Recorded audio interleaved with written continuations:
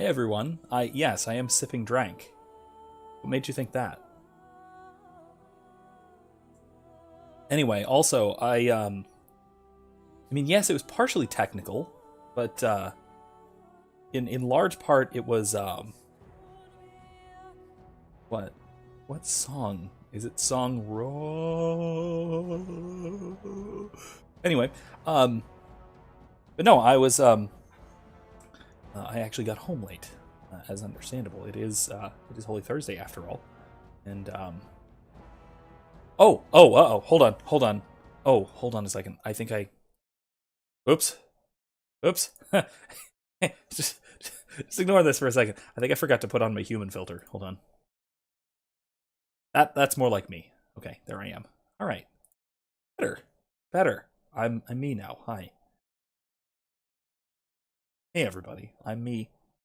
That's better. I'm gonna have to edit that out, I think, at the beginning. Don't want people thinking anything about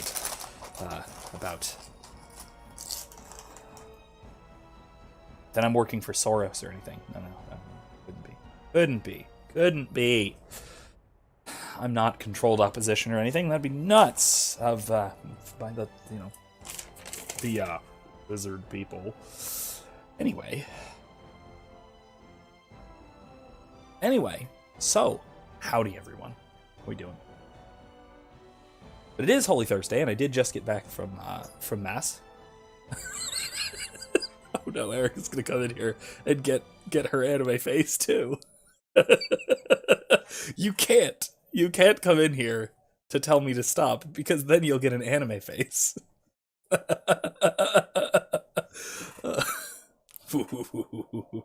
Anyway, listen, I don't know. Just saying. Anyway. Alright, fine. Hold on, let me fix it. Meow. Meow? Oh god, this one's terrifying. I don't think I like this. Oh, this is really terrifying. Alright, I'm done. Okay. Anyway, howdy y'all. I'm back to normal. Or should I say, howdy. I'm back to normal. I love how whenever I smile at all with the Woody filter, he looks like he's going to kill again. Anyway, alright. Throw the baby at you. Listen, the baby is adorable with an anime filter, okay? He's really, really cute with the anime filter. I have to stream with him in my life. Okay, that's a real threat. That is a real threat. Anyway, good evening, everyone. Blessed Triduum. Holy Thursday. I remembered now to put on my human filter. We're good. It is nice enough out here and nice and cold, low 41 tonight or something like that. I actually have my incense going, which is delightful. Very appropriate, given the events tonight on stream. What is going on with my YouTube studio? It's very odd.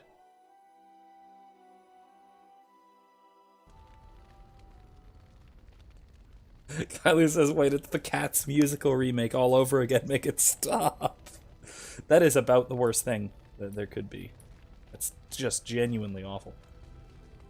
Anyway, so I went back after the stream last time, and I went through and I did some of the stuff where collecting things and got and sold a bunch of my treasure, all of that. And I believe I don't have anything else I need to do. Oh, I need to give this to the dog somehow. Oh, there he is, Duncan. Howdy. There you go. Bone. Alright, that's all. That is all I had to do. Still have too many items, but it's fine. Anyway, good evening, everyone. Contrary to the chat, we're not playing Skyrim tonight. There aren't any Argonians or Khajiit. What I'm planning on doing tonight is the next part of the actual main quest. We're going to Denerim, and we're going to work on finding the Urn of Sacred Ashes. Andraste's Ashes, a relic, a First Order relic of the saint of the primary religion in this game. Said to have magical or in some way non-magical supernatural healing powers and such. So without much further ado, let's get to it. Let's bring Morrigan, Indeed.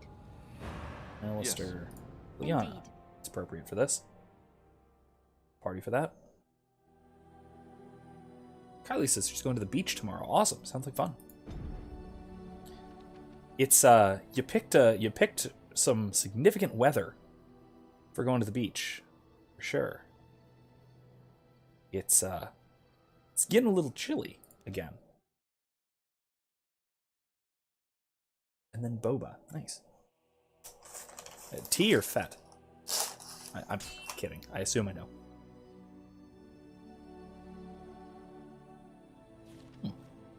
What's all this then?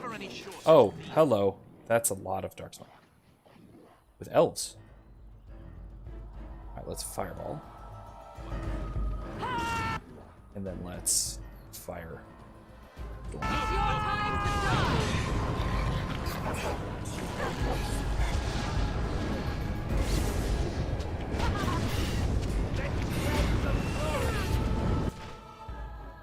And then let's freezing.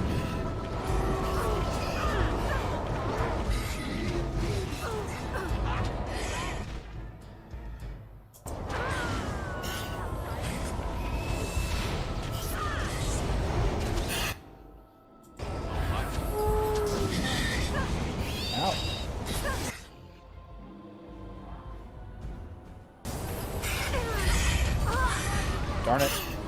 Killed one. Come and get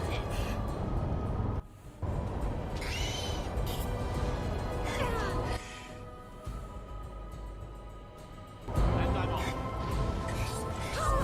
Oh, speaking of Boba Fett, though, on a, I suppose, mostly unrelated note, there was an announcement yesterday or today, maybe today, and I don't know if this was, actually, it may have been yesterday. I don't know if this was an April Fool's thing or not, because it may have been yesterday. I haven't been able to actually confirm it from anywhere. So I'm just going to go ahead and spread the rumor as if it's completely just not April Fool's Day, and I'm just going to buy into it for now and hype it up. But I have heard, I have been told from some kind of a source that there is a plan to resurrect the Star Wars 1313 game as a sort of tie-in to the Book of Boba Fett series coming out late this year. Which, if true, if this is not an April Fool's joke, that'd be awesome. If it is an April Fool's joke, then, well, you know, typical.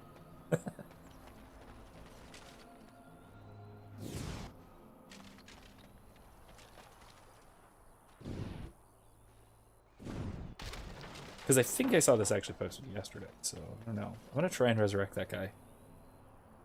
Probably not going to work. And I'm off. Nope. Alright, worth a try. Alright. Cunning.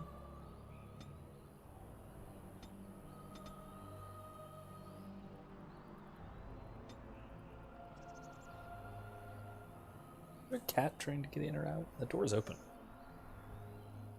Anyway. I'm assuming that it's utter nonsense, but who knows? You know? Who knows? Given what day it is. Summon bear, heck yeah.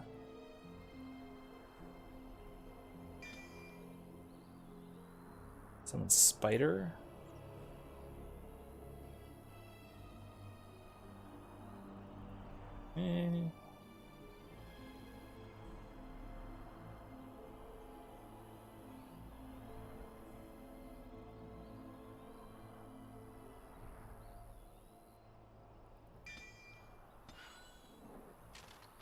All right. That'll do. All right, let's move on.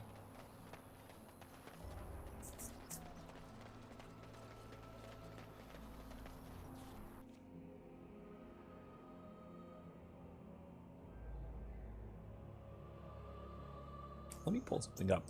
I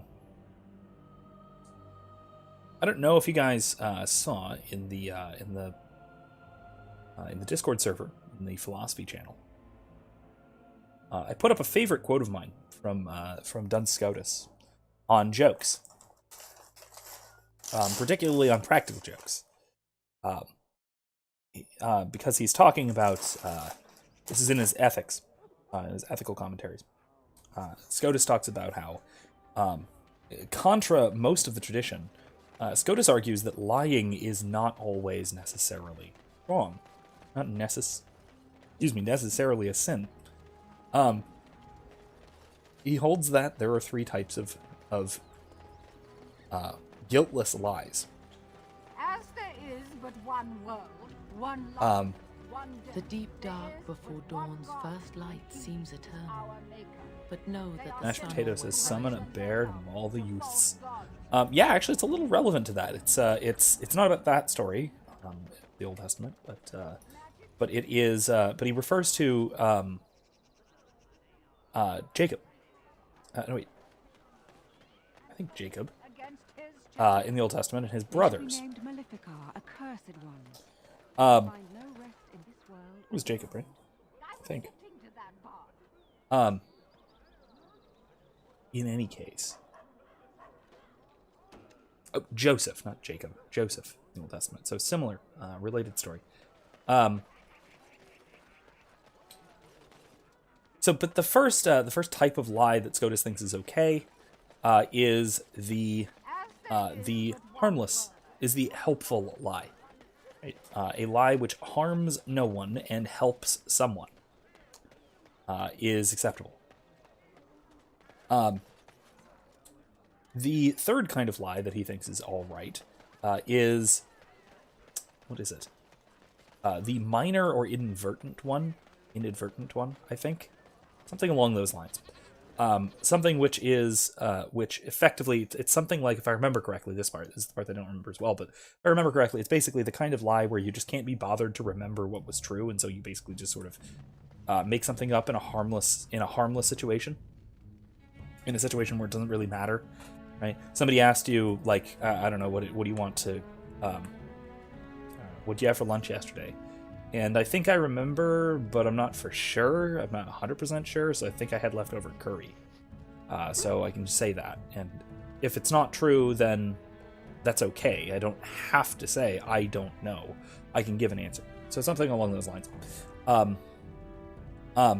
White lies, essentially. The second, though, is the more interesting sort of lie.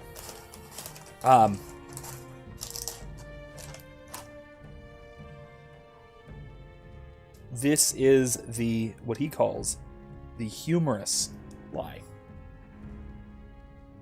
So he says, a humorous lie is telling stories that all the listeners know are not true, and that are not told as true.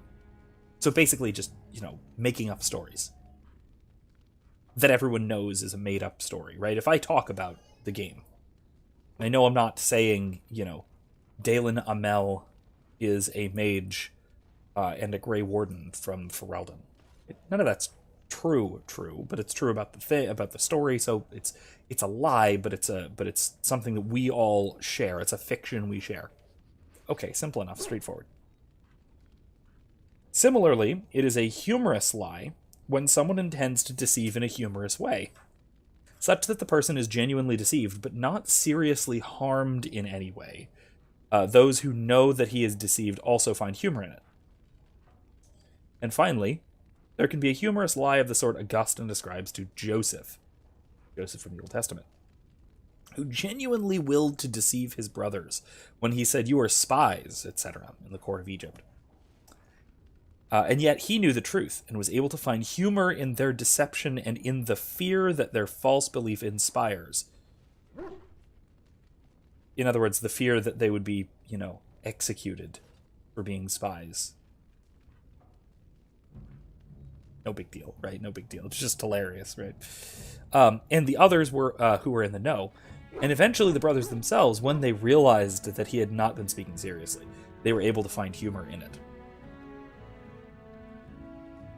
So my summary of this, it's totally okay to convince your brothers that they're about to be executed if they totally deserve it and everyone else thinks it's funny. I just picture Duns Scotus as just kind of pulling these irritating as all hell pranks on his fellow brother monks, and just using this as an excuse. Well, Joseph did it. It was funny then. Welcome, friends. Welcome to Wade's Emporium. We have the finest armors in Denerim, maybe in all of Ferelden. How may we assist you?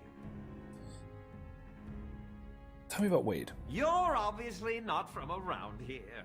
Wade is possibly the most brilliant armorsmith in all of Ferelden. That's not true, Herin. The dwarves of Orzammar make the finest armors around. These piles of rust droppings you forced me to make are worthless compared to their work. You never let me have the time, the materials to make something special. Customers expect their armor in a whiny. timely fashion, not years late like the last time. That happened once, just once, and you never let it drop. Who's in charge here? I am. Wade owns the Emporium, but without expert assistance and, well, prodding, let's just say the Emporium has improved substantially with our partnership. But I do miss the good old days. I could really take my time to make quality. Oh, by all means, you can return to them. And to the gruel you used to fancy. No. Sorry, Herin. Mashed Potato says, reminds me of the South Park episode where everyone asked, do you like fish sticks? I like fish sticks. Do you like fish sticks? I hear Kanye West really likes fish sticks. Certainly. Anyway. I'm aware of the joke. Especially given that I'm aware of the joke, especially given that you have spelled it out, so to speak. No, I'm not really interested in buying armor. I do want to talk to him about what he can make. Special order. The bloody customers are bothering me again. What do I pay you for, anyhow? Sorry. Wade is a genius. Truly, you will be astonished by his work. But he doesn't deal with customers. If you need anything, please ask me. And tell him I don't want anyone looking over my shoulders either. I'm thinking, blast it all. Truly sorry, sire. Jesus. Okay. I see here. I thought I could special order something if I talked to him directly. Welcome back. You looking for fine armor? Nope. Come Guess again. not. I thought there was a quest you could do to get him good materials to make something, but yeah, the South Park fish sticks thing is honestly kind of exactly the kind of thing that Scotus is talking about there, because it's not like anyone is grievously injured or harmed by the prank to get Kanye West to talk about liking fish sticks. At the same time, though, it's everyone who's in on the joke thinks it's funny. I mean, obviously, because all the characters on the show are laughing, and the audience presumably is laughing. And then also that last little clause there, where he says that once the butt of the joke, so to speak, if the butt of the joke were to find out about it, figure out what was funny, to discover the deception, then they would hopefully, or presumably at least, be able to also see the humor in it. Right? And that's kind of crucial. Right? That it has to be the kind of thing where once the joke is obvious, everyone who is aware of it, including the person it was a joke on, has to say something like, I will take the blame for this one. okay. This was bad from the start. All right. Thanks. I ain't sticking around to see how this turns out. Okay, not luck. Probably murderer. But presumably, like, what the people who find out, I'm trying to remember the episode. I think people fall for it first, then figure it out, then they're in on the joke, and then they start spreading it more. That's how those sorts of pranks always go, anyway.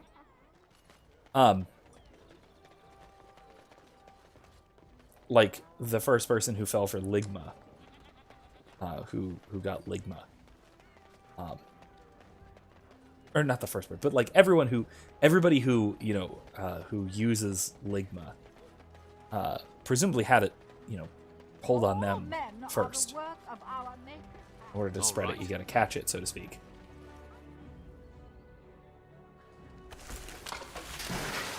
Okay. And so, by the time you realize what the joke is, you're in a position to find it funny. And I think that that is an important caveat for the kind of practical joking, deception-based practical joking SCOTUS thinks is okay.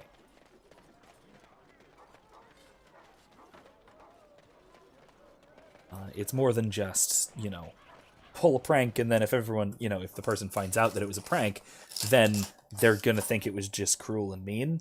You know, that's different from them, you know, getting it. After they get what the joke was, they can think that, okay, I get it, I see where you're coming from. And presumably Joseph's brothers, this isn't too explicit, but presumably Joseph's brothers, they found, when they found out what happened, what went wrong, what Joseph was up to, they learned their lesson, they made amends, and they all went off together. And so that presumes that, Is there anything you would like to... that things went well, all told, and they got it. They realized what was going on, and they were okay with it, all in all.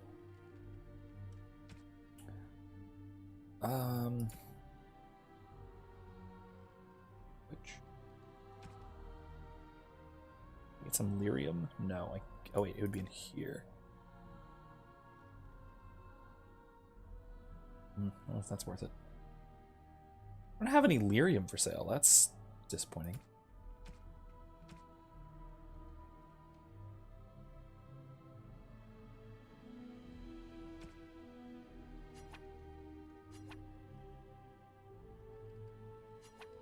I can never find enough lyrium to actually make these, so I don't know if I'm gonna... For 11 gold, I don't think it's worth it. Oh, I should sell things though. Welcome to the wonders of things.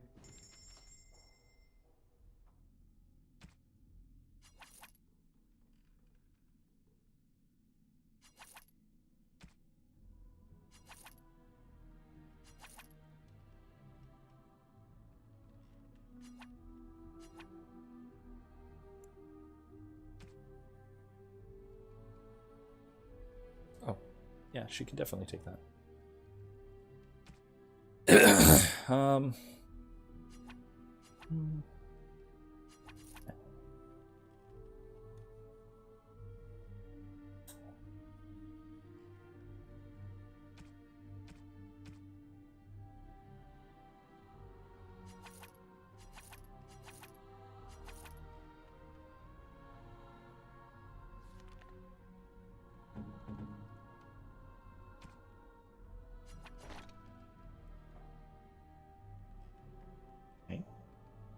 Welcome to the wonders Mashed Potato says, yeah, everyone falls for it, then when they get it, they repeat it, so everyone they know.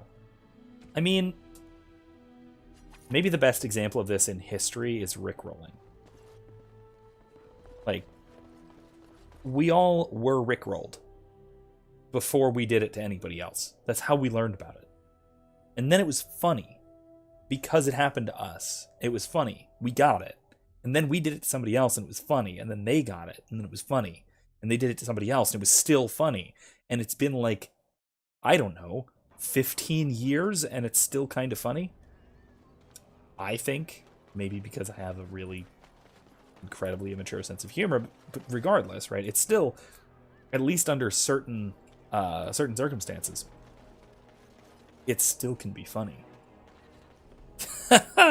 Eric, a good example. You lost the game. You all lost the game.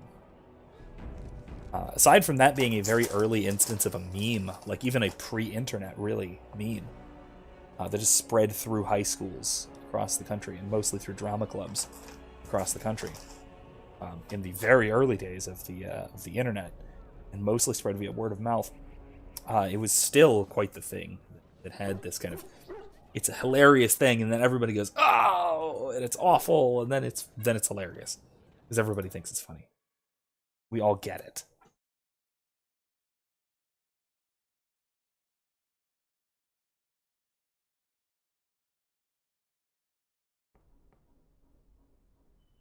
This is why there's such a difference between this kind of practical joke and the kind of practical joke where somebody actually gets hurt, or in retrospect doesn't find it funny because it was actually hurtful or it was dangerous or whatever. Around first. And it's to go into your own personal. Yes. What are you doing here? Looking for Brother Genetivi. Brother Genetivi? Why? I'd like to speak to him about his research. His research? Ah, you mean his search for Andraste's ashes. He was on the trail of the Urn of Sacred Ashes, yes. Whether he found it, the Maker only knows. I haven't seen Brother Genetivi in weeks. He sent no word. It's so unlike him. I'm afraid something has happened. Genetivi's research into the urn may have led him into danger.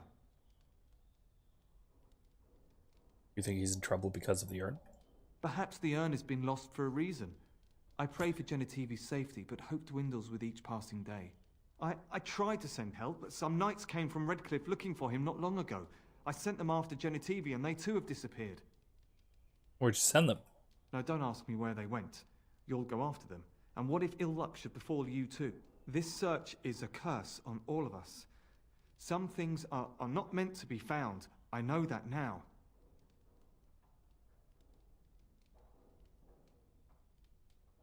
I'm willing to risk it. Tell me where he went.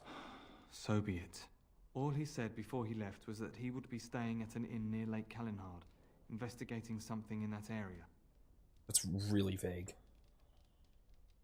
What exactly was he investigating? I don't know. All I discovered from going through his research was that he was staying at the inn. But you said that he spoke to you and told you that. Yes, of course he told me, but I also went through his things to see if I could find other clues to his whereabouts. You sound nervous, hiding something? That's not true. I told you everything I know. Brother Genetivi told me about the inn, and that's all. Us? Who's us? Us? I mean me. There is no us. Bah! Why do I keep up this charade? I gave you a chance to turn aside and forget you ever heard of Genetivi and the urn, but you persisted. Yeah. Now it has come to this. Andraste, forgive me, I do this in your name. Interesting.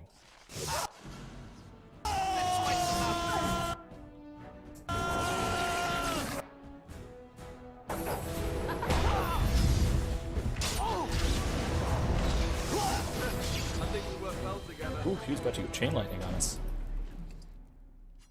It's not good. Okay, so let's check out back here. So if we recall, this quest is to find the Urn of Sacred Ashes. That is the Urn of Andraste, the prophet of the Maker herself. Ooh. That looks significant and pretty. And it is said to be able to heal any injury or sickness or anything. Heal someone from the brink of death. And so we're trying to heal Arl Eamon, who we need his help, politically mostly. Got his journal. Got the symbol of Andraste. There's got to be for the. All right. Oh, how dear of you. Thanks. Oh, not that. Quest updated. Urn of Sacred Ashes. The research suggests that the village of Haven The mountains to the west might have some clues as to the location of the urn. Brother Genitivi must have gone to Haven to continue his research. Ah, so, Haven. That actually is a major site in Dragon Age Inquisition. Body of the real Waylon. Okay. And out here is the body of the fake Waylon. Pile of bones. Alright, well, let's go check out Haven, shall we? Straight there. Got stuff to do. We might actually. I don't know if there will be actually time to finish this entire quest. Tonight.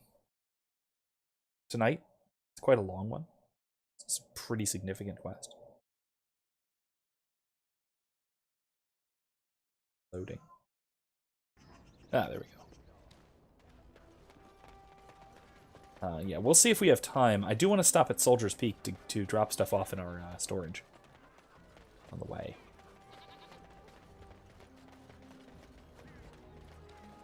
Chantries are pretty. The layering of it, the layering of the spires really looks like, if you look at the thumbnail, Andraste's headpiece. I love thematic iconography like that. Really nice.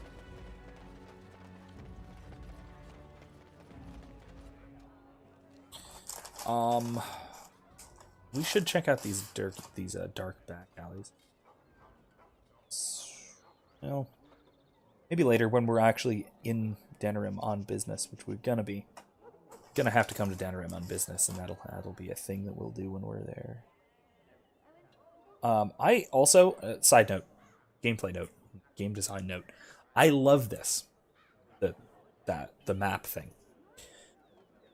Because even though you only actually go to a few small little areas, like the town square, the market square here, and like the little market square, a little brothel, and a couple of back alleys, plus a couple of like palace-y areas later on.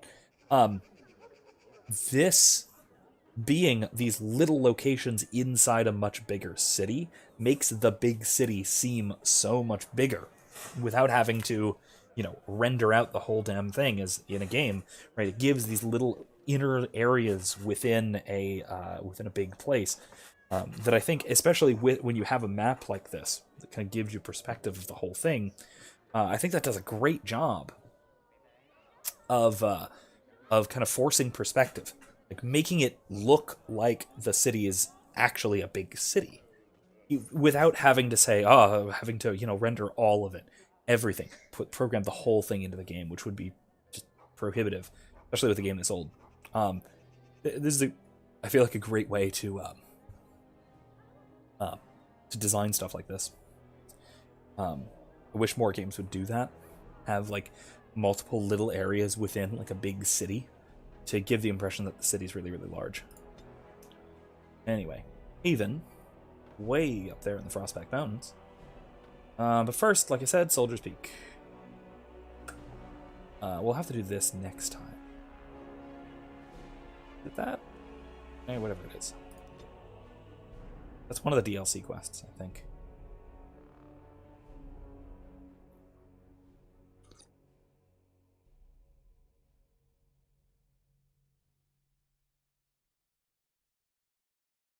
Blood drips.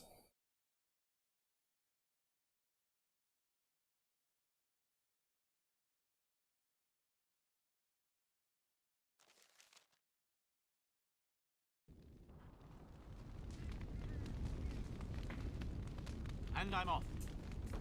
Party storage chest. I wear this. Yeah, but maybe I shouldn't.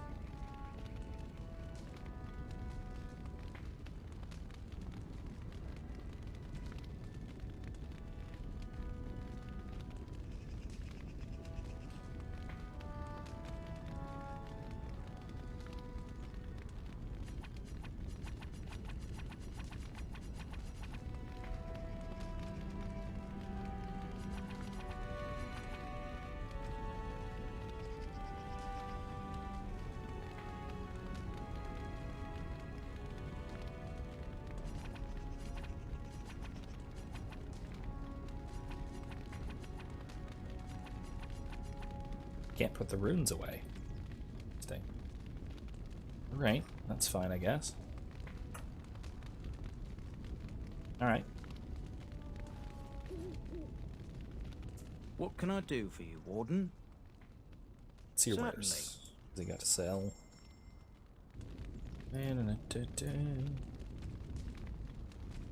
Expose, armor, expand. Waters, yeah, nothing great. I kind of need lesser injury kits. Kinda.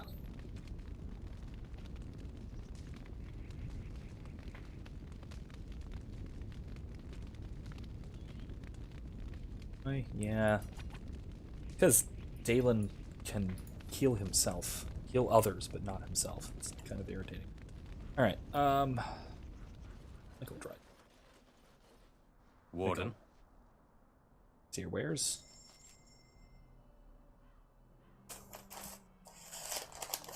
No.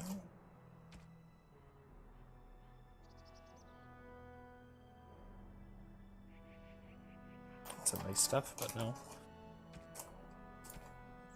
Alright. Alright, cool. Alright, let's get out of here.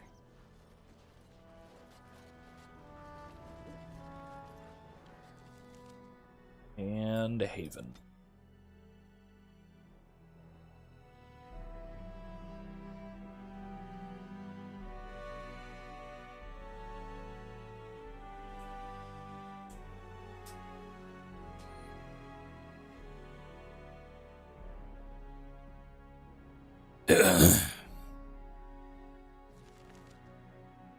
It was like shockingly near Redcliffe, really close by. Going.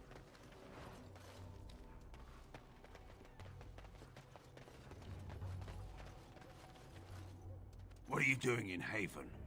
There's nothing for you here.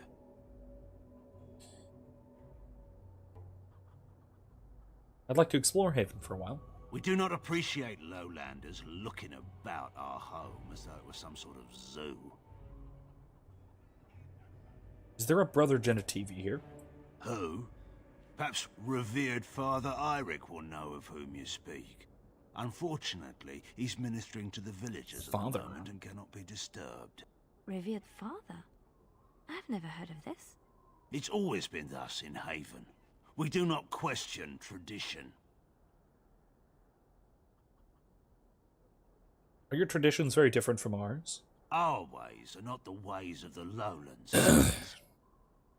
Have you heard of the Urn of Sacred Ashes? The urn is nothing but a legend. Brother Genitivi's research suggests that it may be more. I do not know who Brother Genitivi is or what he says. However, I'm sure people can convince themselves of anything. Why do you have a revered father? Priests are women. In this, which, again, maybe this is something to talk about now too, right? So this is actually quite interesting here, right? So, in the real world, priests are men. Priests acting in persona Christi, in the person of Christ. Christ being a man, having the masculine role with respect to his church and all of this, right? It is, in this way, necessarily fitting that priests be men within Catholic ritual. However, here, in this context, the role of priests is, again, ministerial. It is ministerial to beseech the Maker, as did the prophetess Andraste. And so it is appropriate that the priests who represent in the same sacramental way, who represent the bride of the Maker, Andraste, be women. And so again, it's rather quite fitting. It is different here, apparently, for some kind of weird reasons that will become a little more apparent. And then also turns out to be different in Tevinter. Tevinter is a big ol' mess, in terms of, religiously speaking. They do weird reinterpretations of magic must serve man, little passage in the chant, to mean that magic itself should be constrained and used by mages, again, in their case, for the purpose of rulership. In other words, mages rule in Tevinter, just like they did before the Chantry arose. So it's, again, for power reasons. Reasons of age-old political power. And it's a big, huge point of contention. They have their own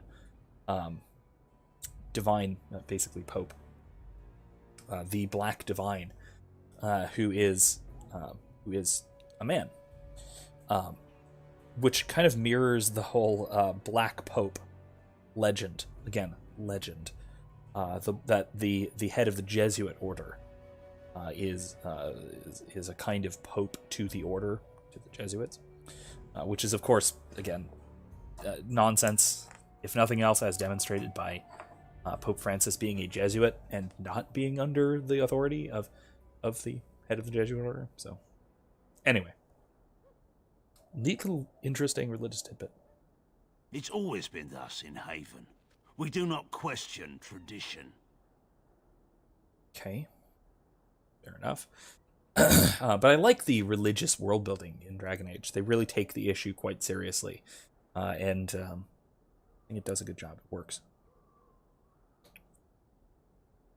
It works as a kind of parallel to Catholicism, but with a different metaphysics and a different theology, and a different sort of world, so to speak. All right, I had some questions about Haven, though. Ask and be on your way. Why haven't I heard of Haven before? We keep to ourselves. We see no need to announce our presence to the world. It's more peaceful that way. Fair enough. How long has Haven been here? Haven's always been here. My family knows no other home. Okay, who's in charge? Father Eirik is our spiritual leader and guide. A revered father, huh? That's new. I wonder what this means. It's always been thus in Haven. We do not question tradition. It's the third time you said that. All right, excuse me. You may trade for supplies at the shop if you wish. Then I suggest you and your companions leave. Did it just get a lot colder, or is it just me? They are hiding something. 'Tis obvious, is it not? Yeah, I think so. I think 'tis obvious. What's this? Villager house. Let's see what's in here. Wander into someone's house. It's probably fine, right? It's a normal thing for visitors to the city to do, or to the town to do. Yeah.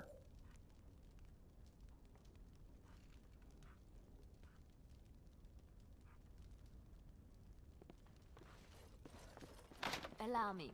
I could do that for you. Please do.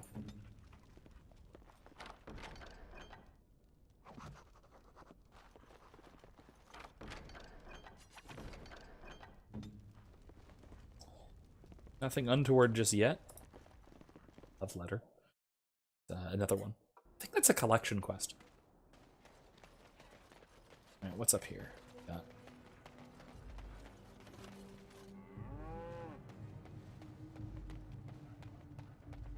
through.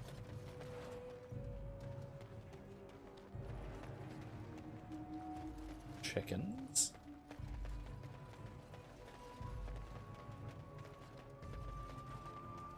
Come, Bonnie Lynn. Tell us where you've been. Kid? Who are you? You shouldn't be here. Where's everyone else? In the chantry. Mother Okay. wanted me to go to the chant, but she doesn't get to tell me what to do anymore. I'm sick of listening to Father Eirik, along with the babies and the girls. Soon I'll be old enough to go up the mountain and... Go up the mountain? Nothing. It's just nicer up there. You wouldn't understand. Lowlanders don't belong here. Wait, Erica says the bloody sink wasn't untoward? I missed something. Let me see here. Bloody sink. Oh my. That's not a sink. Oh, yeah, okay, thanks for letting me know that. I almost missed this. This altar appears to have been used recently. A pool of blood remains, running over the sides in dark rivulets. I was not expecting to find something so unsettling. Used for food preparation, perhaps? Yeah, don't be stupid. I'm just trying to be optimistic. The other explanation is slightly more disturbing. Don't do that. No, bad boy.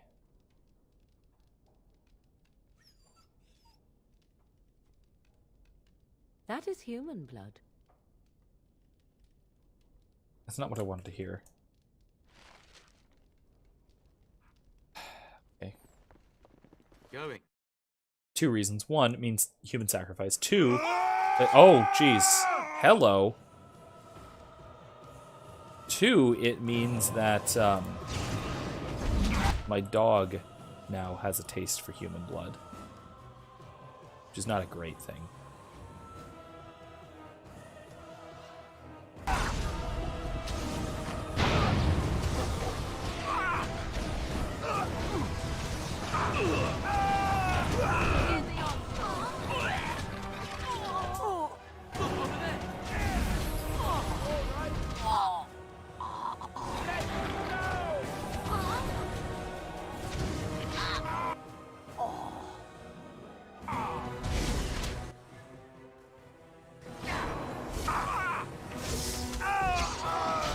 Good ruling to save some dignity.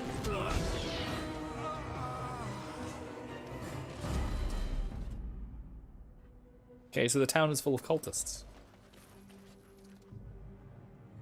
Oh yeah, true. Erica says, doesn't he already from bandits and such? Yeah, that's a fair point. All right. Fair point. Yeah, he almost certainly does in that case. Alright, where to? Where am I looking? What do we got over here? There's a lake. Hey, it's this lake! This is the lake that's in Inquisition. Of lost kings who return to their lands to reign in glory. I am not lost, nor for that matter, a king. And there's nothing glorious about me. You are Merrick's son. You are the rightful king of Ferelden. I am the son of a starstruck maid and an indiscreet man who just happened to be king. Look, I can't be king. Some days I have trouble figuring out which boot goes on which foot. Complete fools are made leaders of kingdoms all the time, and you're not a complete fool. What an utter relief. And don't worry about the boots. Kings don't need to dress themselves. That's what advisors are for, isn't it? And starstruck maids, apparently. Don't worry, Alistair, you're an incomplete fool. I'll do it. Right away. Not sure exactly what that means, but assuming it's an insult. Alright. If more than 2 companions could chime in, I guarantee you that would have been Morrigan. Don't worry, Alistair, you're an incomplete fool. He's a quiet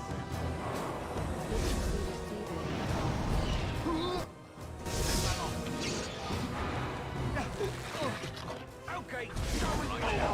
Here comes trouble!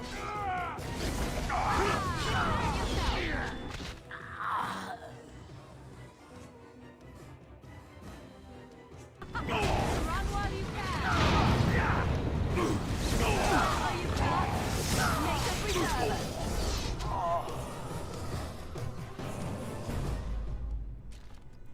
Okay.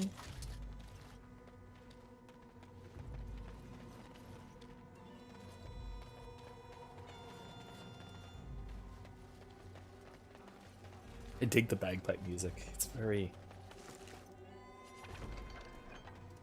very Highland Hill folk. The Avars. Oh, the Avars. Are these Avars?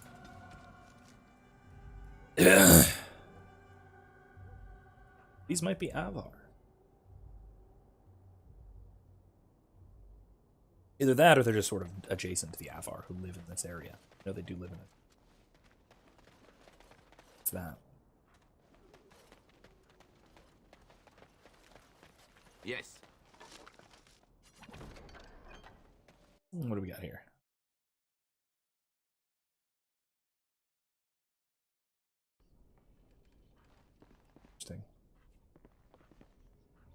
Oh, this looks like it's the shop. Even leather boots. Pocket. Mage's Eye. With that too.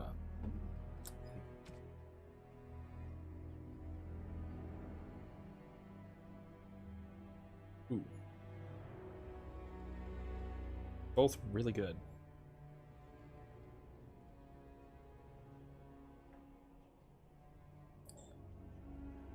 And I like Valentin's Reach. Rapid aim.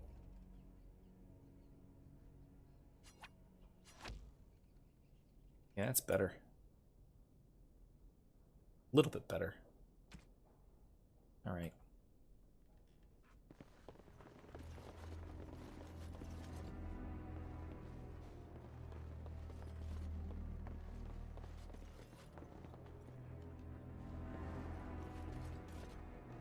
Allow me. I could do that for you. Allow me. I could do that for you. Well, that's awful. Just a lot of skulls here. The armor and clothing left on this dismembered man indicate that he was from Redcliffe, one of Arl Eamon's knights.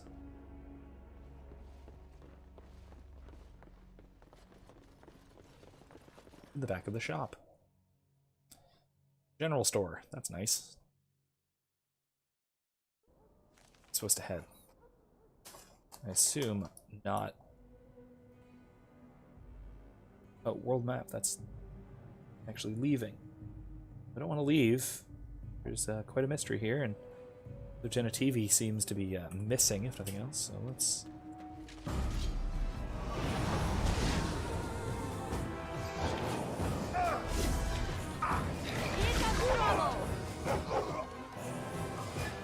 Too bad for you.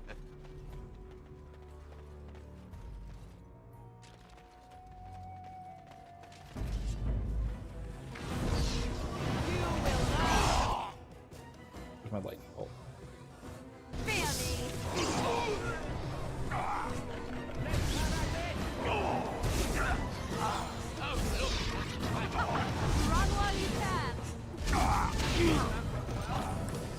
Thanks, Morgan.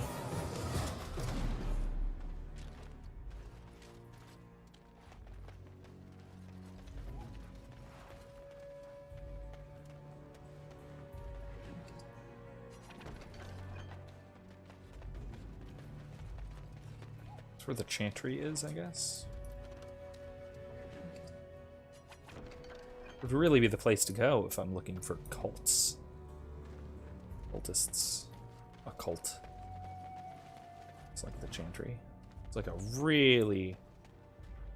It's all... See, like we were just talking about the iconography of the chantry, right? The chantry in Denerim. And this is awfully close. But it's off. There's something strange about it. And I'm off. Right, those spiked arches don't belong. We are blessed beyond measure. We are chosen by the holy and beloved to be her guardians.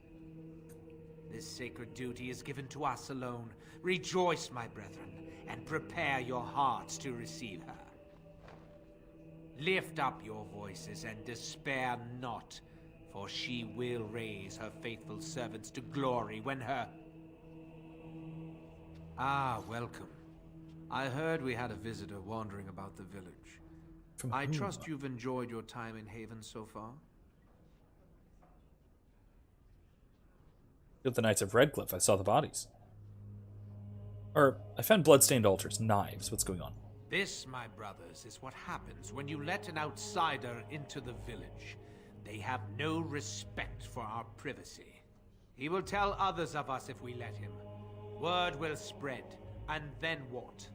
You, stranger, do not understand our ways.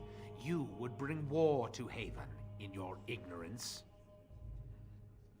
What about Brother Genetivi? What have you done to him? We don't owe you any explanations for our actions. We have a sacred duty. Failure to protect her would be a greater sin. All will be forgiven. Now let's... Kevin says, I'm part of a Facebook theology debate group. Just joined recently. To my surprise, there are a significant number of Mormons and Calvinists in there. Defending Marian dogma has been invigorating. I am sure it has. That is, that's quite the mix. I see a lot of Calvinists in general, just Christian type groups. If I didn't know any better, I would think they were something like a something close to a majority. I mean, I know they're overall anti-magic ward, spell immunity. Oh, Jesus, all right. Freezy Weezy.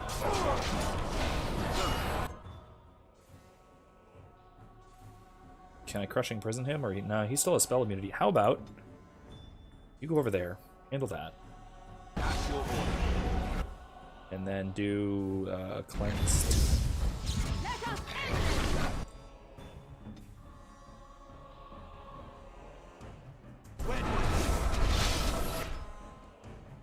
And we drain some of his magic.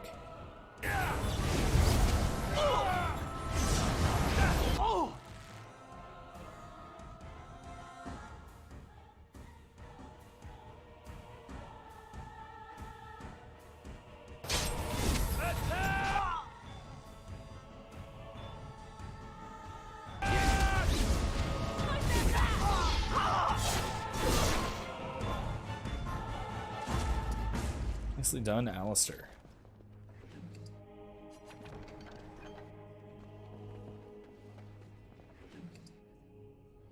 Cultist medallion, huh? A large bronze dish bearing the symbol of Andraste. It's odd. The symbol of Andraste is kind of strange for kind of a break-off cult.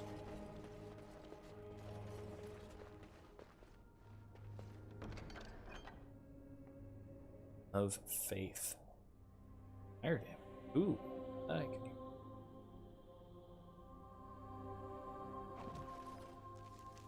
Instead of the Ring of Study. +1 magic versus +5 fire damage. Yeah, that'd be worth it. Fire and magic is good, but or again, good. Doesn't use nature damage too much. Yeah, that'll do. Allow me. I could do that for you.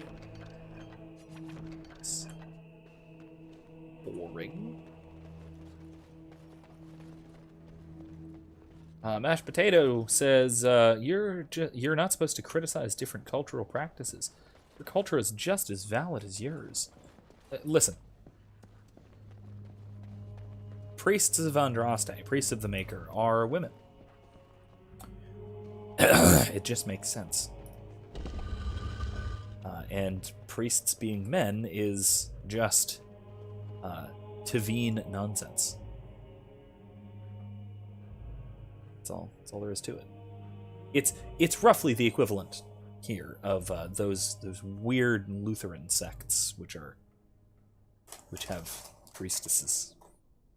Lutherans and Episcopalians and a few others, but have a ministerial priesthood, but it's but as Christians have it open to women, which doesn't make theological or anthropological sense.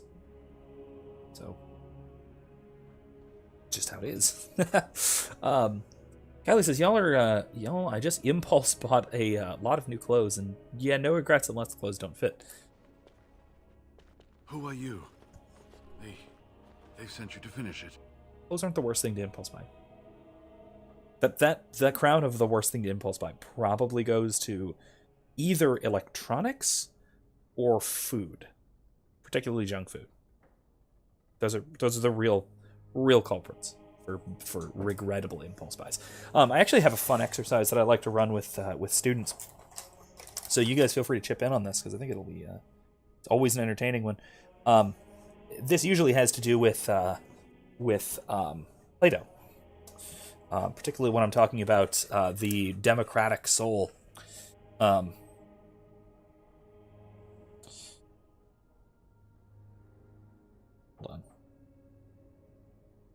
If you haven't seen it, I will put the Missy J. Yeah, I'm on the way to the Temple of Sacred Ashes. Yes, that's right. On the way. Well on the way.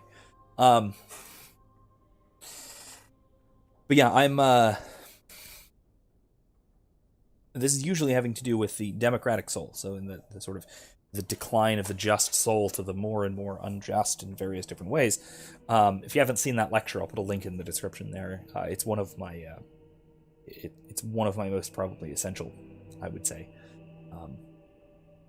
So I'm talking about democratic soul. Part of what the democratic soul is all about is ruled by unnecessary desires. And those unnecessary desires pull in every possible different direction. And this is where we encounter the problem of wanting something until we have it, and then immediately wanting something new, because we all experience this.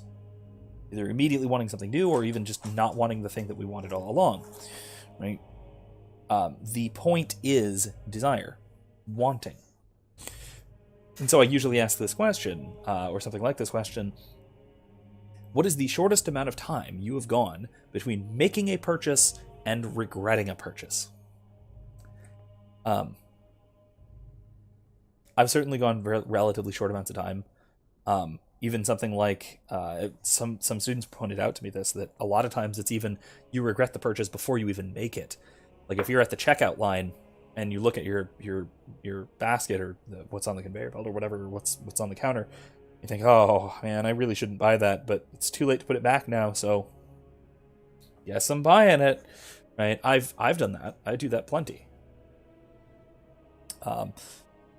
It's a matter of our particular unnecessary desires just sort of pulling us in every different direction, and getting sort of caught up in it, caught up by the constant interchange of more and more new, uncontrollable, insatiable desires. Miserable way to live, but it's the way a lot of us do. Dalen, I'm here to help you. You don't know how glad I am to see someone who isn't from this village. The leg's not doing so well, and I can't feel my foot.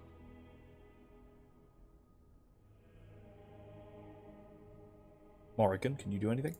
The leg is wounded, but that will heal in time. The foot may have to come off. I thought you might say that. But if the foot goes, it goes. There are more important things than an old man's feet.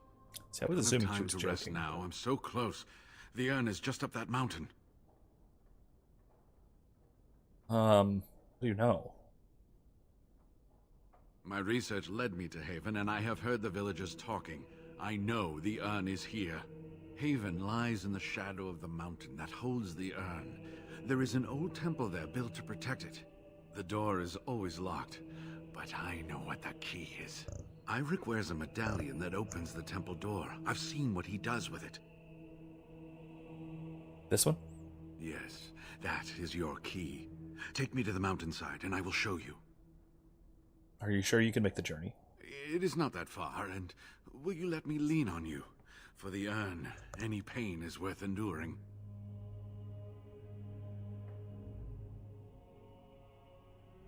All right, let's leave now. Good. Help me up here. I'll try not to slow us down. Okay then, let's go.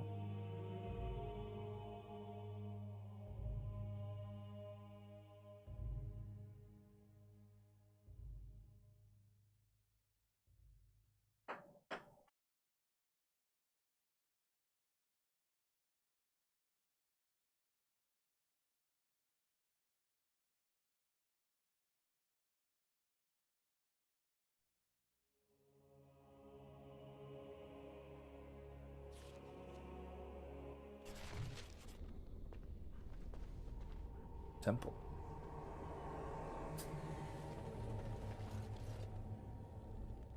Here we are. Give me the medallion, and let's see if I remember. Yes, you see, it can be manipulated, just like this. And there. a key to open the way.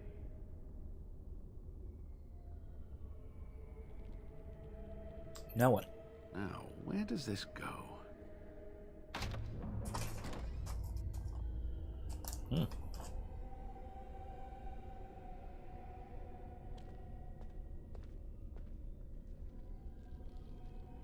what I would give to have seen this hall in all its splendor, as it was meant to be. Still, sweep away the ice and the snow, and traces of beauty remain.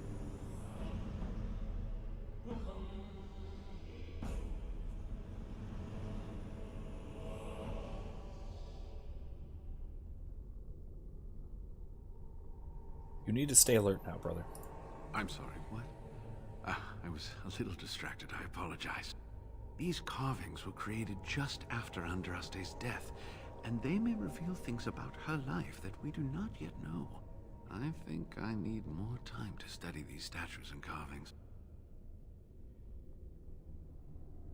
You want to stay here? Is it safe? I could not keep up with you with my injuries. I should be safe. I don't think there are any villagers here. Go. I will be all right. Perhaps my destiny was only to lead you to the Anne. Is there anything else I need to know about the temple? It was designed to protect the Anne from those who would steal it or do harm to it. Namely, the Tevinter Emporium. Of course. What sort of dangers are we talking about? I'm not sure. The legends were never very specific on that point. Only the faithful shall lay eyes on the sacred ashes. Death and misfortune await the unbeliever. The Maker's gaze has fallen on Andraste's final resting place. He weeps for his beloved, and his wrath at her betrayers endures.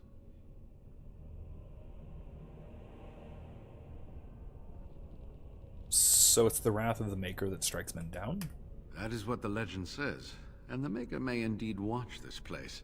Read between the lines, however, and you'll understand that it is merely a simple truth draped in hyperbole and metaphor. After all, no one wants to hear, Willie toiled for many a year to perfect the curious mechanisms that would send a sharpened spike up the arse of the unwary intruder. Cunning. I think my decision to stay here was the best one, don't you? Try not to get in trouble. I'll be right here if you need me. Now I need something to write on. Okay. Wow. Maker's breath. Look at it all. Kidding. What's this here? What are these? That's disturbing.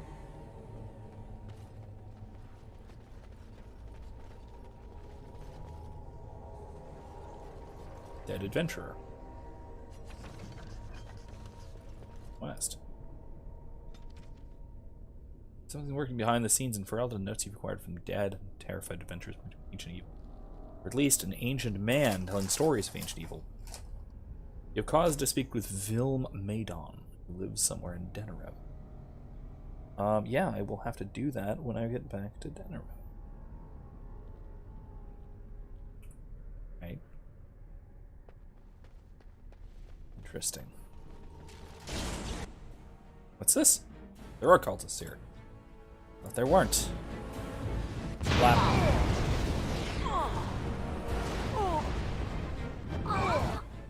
If you insist. Make him be praised.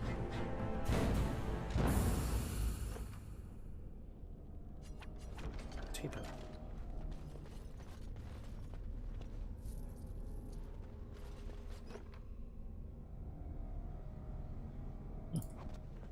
Bet that's for win.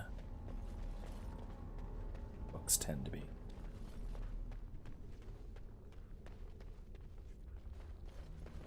Done here? Alright. On.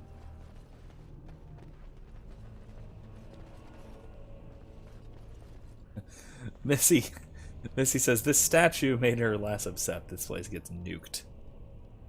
Max says no spoilers. No, don't worry about it. It's it doesn't get nuked per se.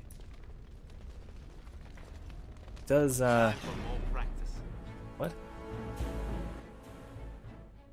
Wait, let's go with Let's do a firestorm right there. Oh.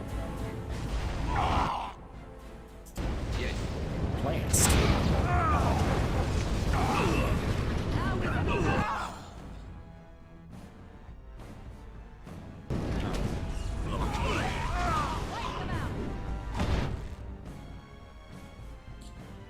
Let's go with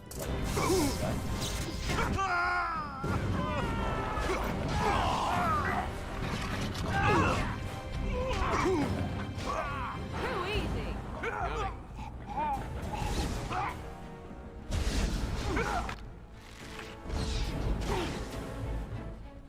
okay.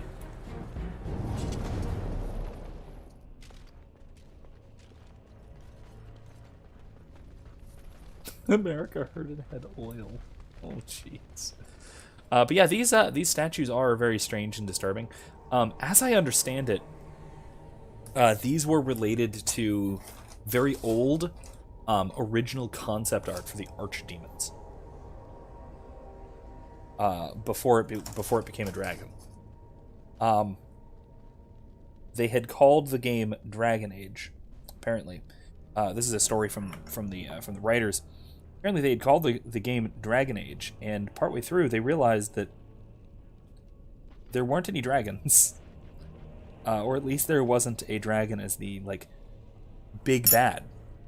And so they changed the design of the archdemons from some kind of Cthulhic, Lovecraftian horror, something roughly like this, to a dragon, a corrupted dragon. Which I don't know, I kind of like the idea of archdemons as these, ancient Lovecraftian horrors, but whatever. Locked. Key required. Is there a key back here? And I'm off. This is so sketchy.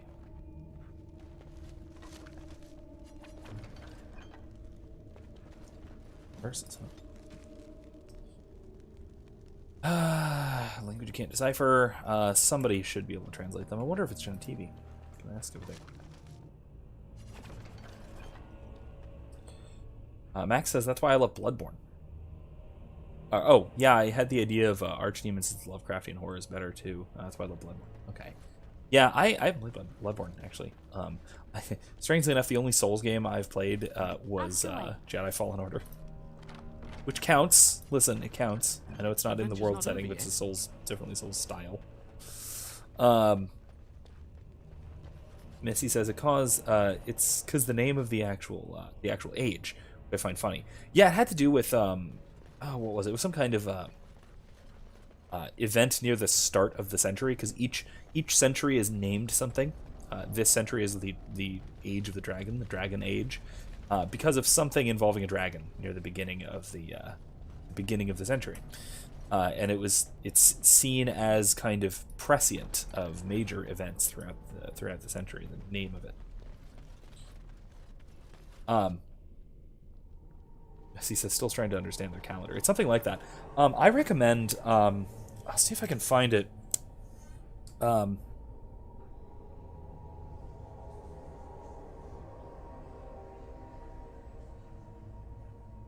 There is a lore channel that I follow that I really, really like, called Gilderthallen. Oh, okay, fine. Lap. Oh, Bronto. That's Bronto. That's ah.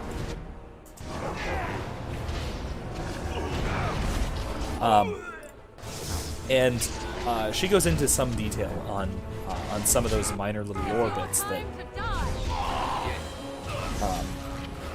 that are pretty relevant, but that are, just kind of sitting there right on the surface, but need some research to actually work through and figure out what the heck is going on. Things like why are the dates dated the way they are? The actual number is numbered from the death of Andraste. Right ahead. Tell me. And each 100 years has a new age name. And I'm off.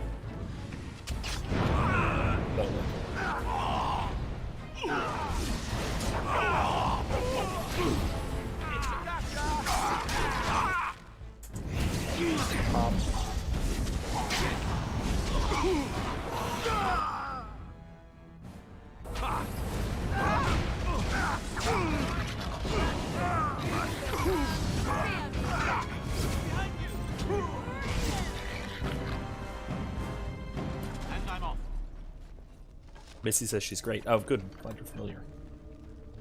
Like I said, I'll try and find a video about her on the various ages and stuff. I know she's got stuff on that. Somewhere, at least. It might be part of another video or something. I'll see what I can find and put a link in the description after the stream. Did I say scream? I meant stream. Stream. Yes. The thing we're doing. Max says, Bloodborne is one of my favorite games of all time. It's on par for me with Dark Souls 1. Might just be I might just like the Dark Souls 1 on the same level because it was the first Dark Souls I played. Ooh, there is a great video essay on Dark Souls, on the Dark Souls sort of mythos.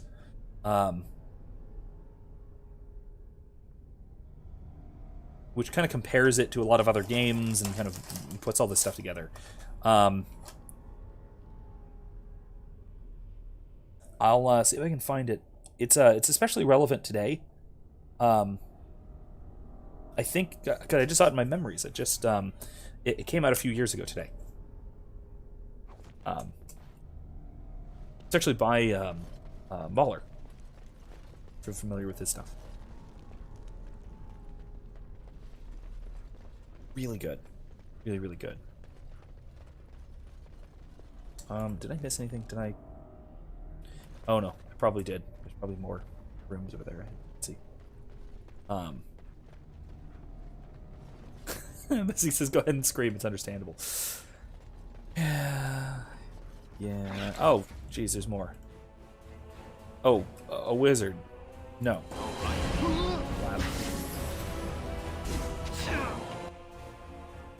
I'm gonna take your magic. Steal your magic. Steal your health. Freeze you.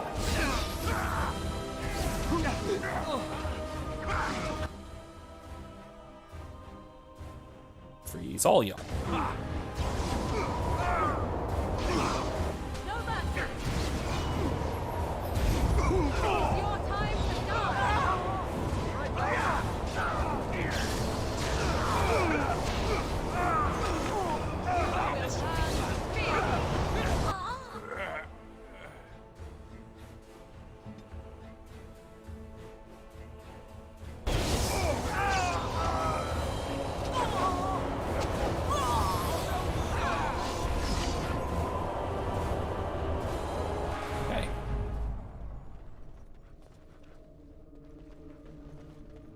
It's gonna pop off early tonight, dudes. Not feeling great. Blessed Holy Week to all.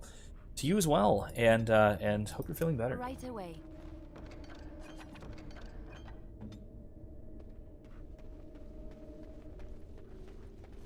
Keep an eye on the description and the Discord for that Dark Souls video essay. It's a delight. It's absolutely a delight. Like I said, I don't know much about Dark Souls, so most of what I know about it is from hearsay, and some of it's like video essays and stuff, but a lot of it is just, you know, people I know talking about it. Like, WizKid talks about Dark Souls quite a bit.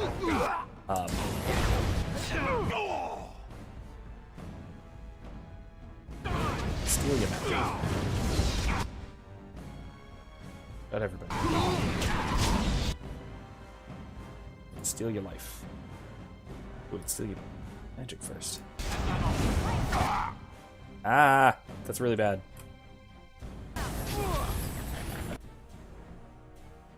Steal your life. Okay.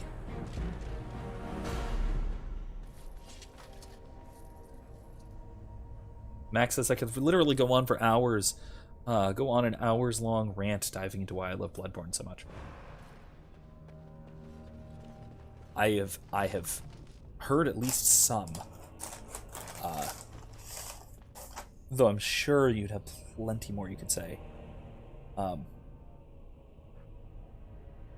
Hey, I gotta say, that's why I do a lot of these streams, is to talk about some of my favorite games. And others that are, you know, introduced to me. I'm looking to... I want to talk to my friend who got it for me. But I'm planning on probably starting Nier Automata, whatever. I'm gonna say it properly at some point. Nier Automata, sometime relatively soonish. After finishing Mass Effect 3, so probably after next week. That's gonna be our new Monday thing. Probably. Again, this is assuming that, you know, the guy who wanted to see me play it is available to watch Mondays. I might need to shift things around and move things up and switch things and maybe move the order around or whatever, but that is currently the plan. So that is looking to come. Blood and Werewolves is the topic of Bloodborne. I thought it did involve vampires somehow. Didn't it, or did I imagine that? Max says, to sum it up really briefly for you, you think it's about humans and werewolves, but it's actually about horrific eldritch abominations in alternate dimensions.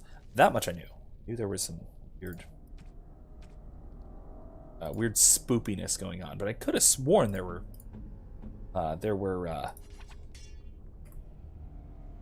vampires involved somehow. Maybe not. Maybe not.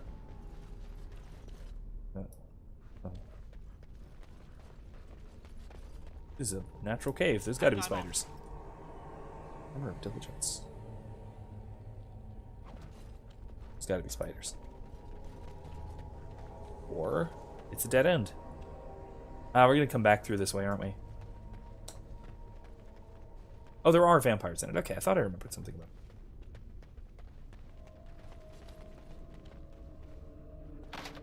Key required. Where the heck am I supposed to go? Did I miss anything?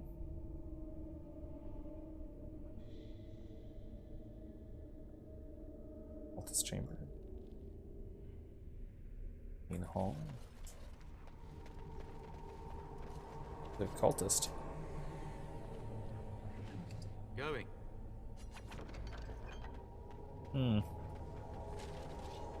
Sorry, what?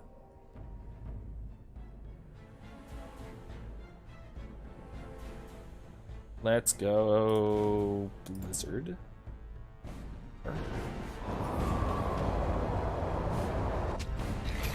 Oh, heck. Blizzard. Right. There. Come back up. Blizzard right there. Come on.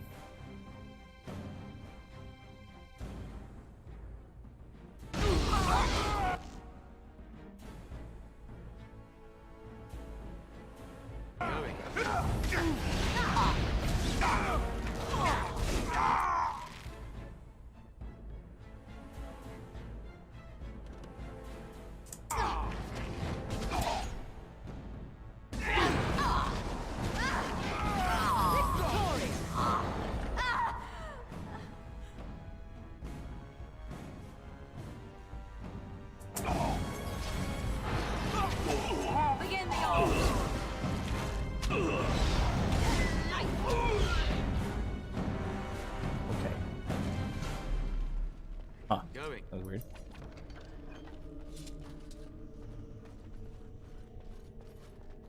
Where did I leave off? Mashed Potato says, I haven't played Bloodborne yet, but I've played Dark Souls 1 and 3, both of which are fantastic. Gonna start Sekiro soon. Wasn't that one of your quarantine games, if I remember correctly? I want to talk to Jenna TV and see if that's what I need to... see if he knows what to do. Max says, I think I'll try out Sekiro next time it goes on sale. Mashed Potato says, I'm excited to try it out. Seems like a huge shift from software. Max says, Bloodborne is one of those games I really wish I could play for the first time again. Fun combat, great music, great environments, phenomenal story. It does look really good. You're back. I love the aesthetic. Have you reached the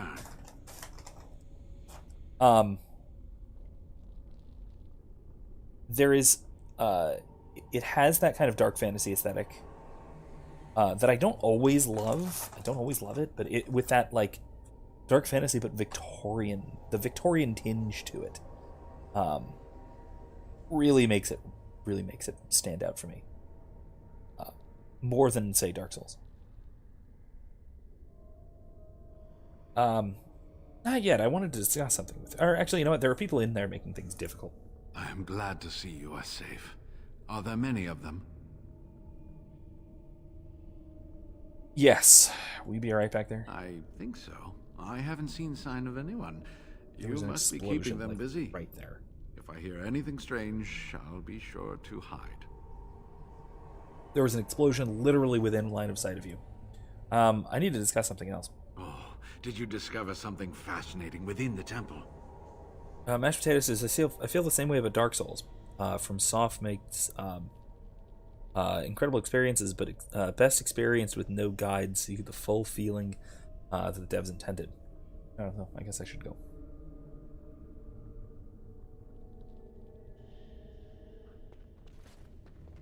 Yeah. There are a lot of games where a guide does kind of ruin it. I will say though that this is probably not one of them. This being a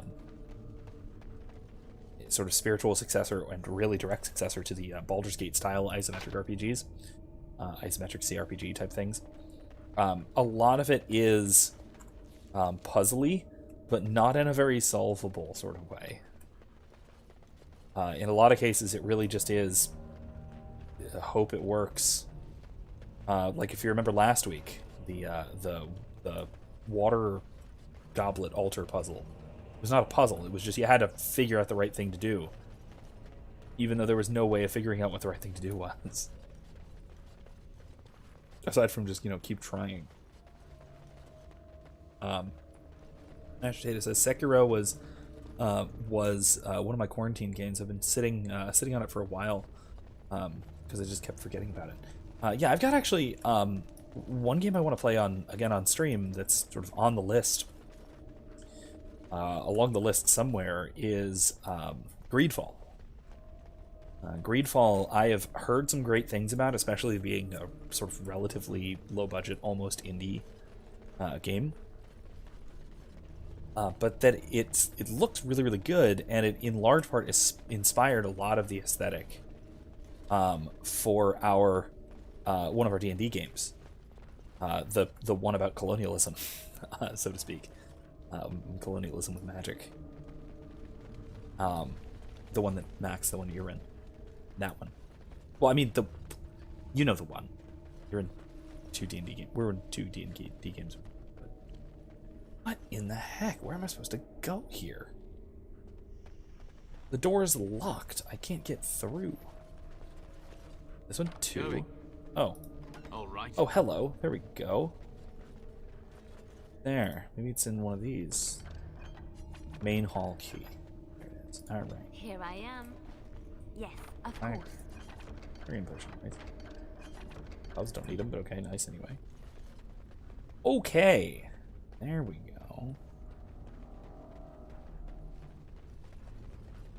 But yeah, Greedfall's on my list. Seeing as I've been doing a ton of BioWare games, KOTOR is also on my list. Star Wars Knights of the Old Republic. Particularly KOTOR 2, more so than 1. It's not that I don't like 1. I actually kind of think I like 1 better. It's just that... I don't know. I get burnt out really easily on Taurus, the first planet for KOTOR 1. It's kind of awful. I kind of hate it. And I will have I anticipate having a hard time getting through it, getting through Taurus without spoiling things that are huge about Taurus, just because I'll be complaining about it. Complaining about what I don't like about it.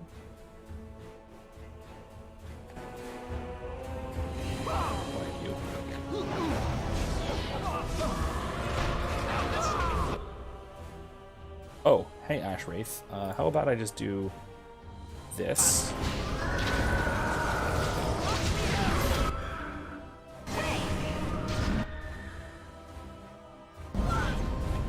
Wait, I meant that.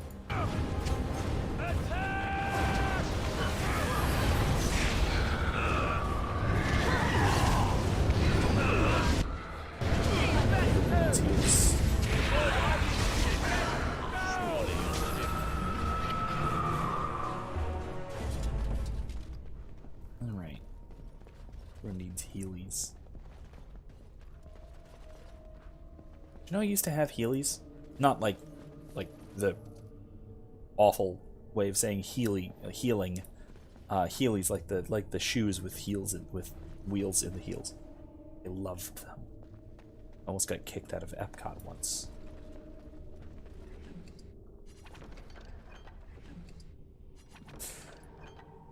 Anyway, Master Potato says, recently I played Bioshock 1 and Infinite Metal Gear Rising. Bioshock 1, the Bioshock games were really good. Those could also at some point be fun ones to stream.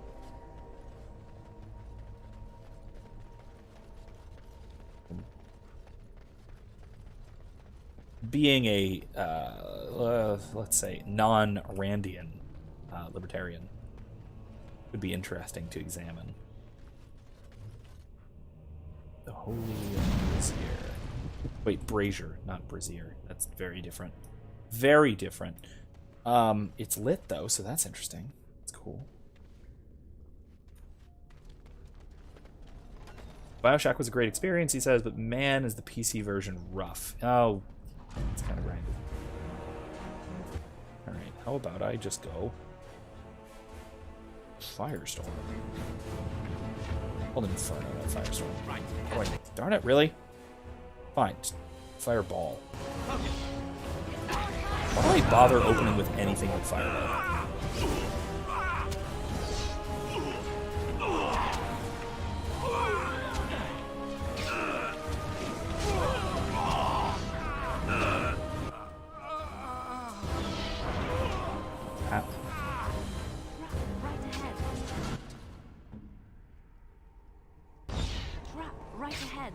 There's a lot of traps in this room, a lot of which we just sort of triggered. Whoops.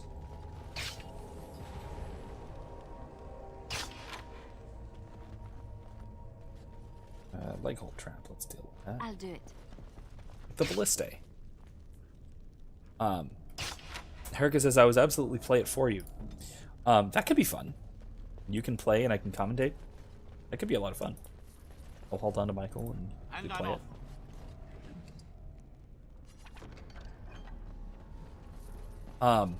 Says I would miss, you can sit there and talk while I play it, because, it's Bioshock 1.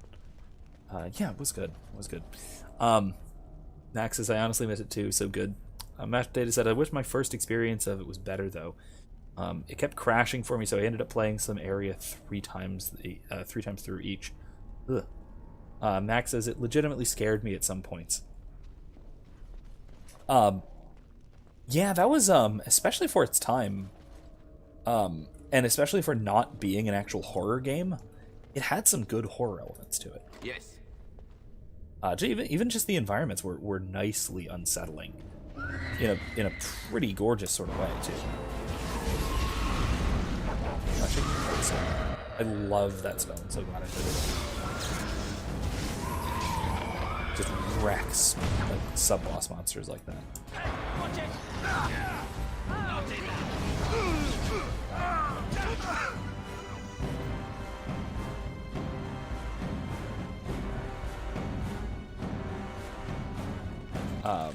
Oop, there we go. Mashed Potato says the amount of variety in the areas was great. Then Erica adds, I never actually beat it. I got too scared, but I was in high school and big scaredy cat.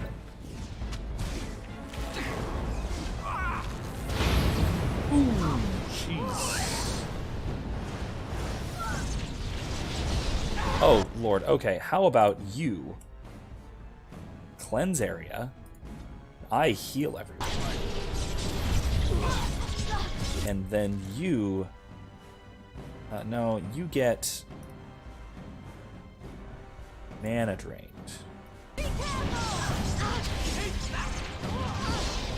Freeze. Ooh, that was close to bad. Huh.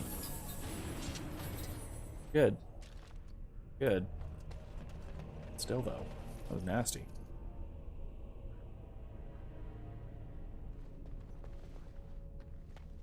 I was actually what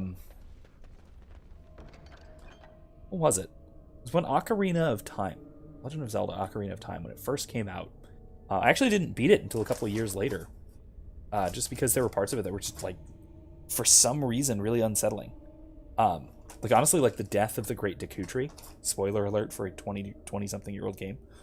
But like the death of the Great Deku Tree was just, and with Ganondorf and all that, was really, really, really creepy. And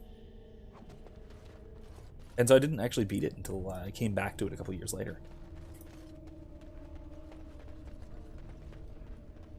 And I'm off.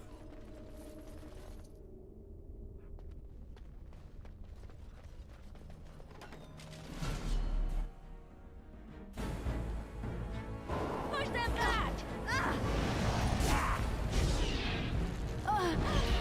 Another battle. And fireball. Begin the onslaught. Oh, they're immune. Oh, that's great. All right, fine. Cone cold. Please don't be immune to that too.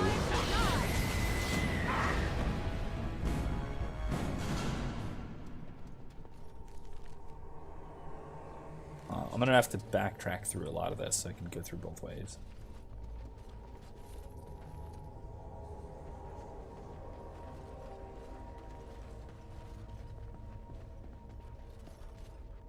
This is the thing. There's wraiths in some of these chests. Missy says the Spirit Temple and the Well of it. Oh, the Well. Oh my God, the Well was so creepy. Spirit Temple had its creepy moments.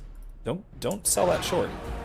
But yeah, the Shadow Temple was by far the most.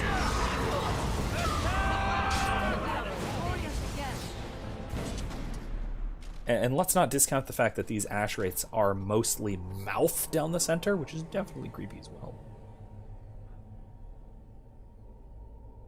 Yeah, the Well was pretty disturbing. Especially as like the context of it, that it was this like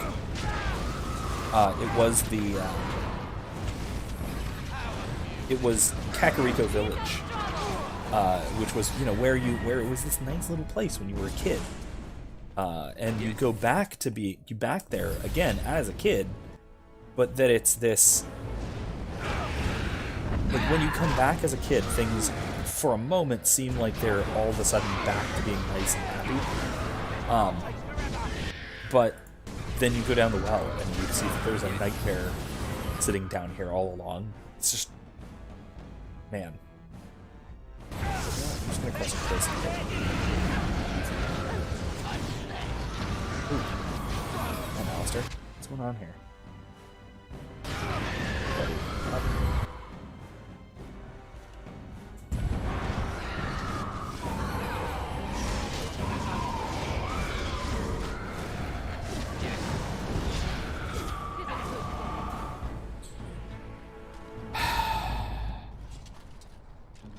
I'm gonna wait till everyone kind of recovers a bit.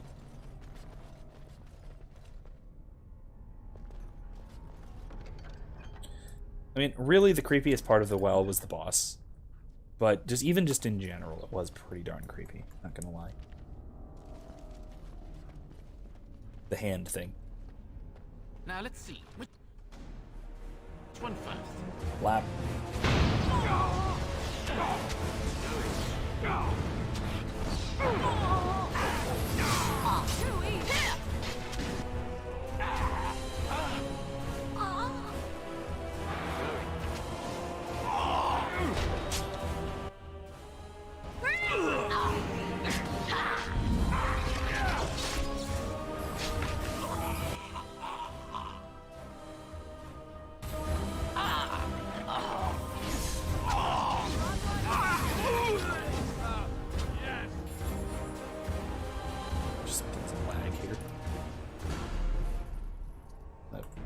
save just in case I crash. The lag here in combat's getting weird. Huh.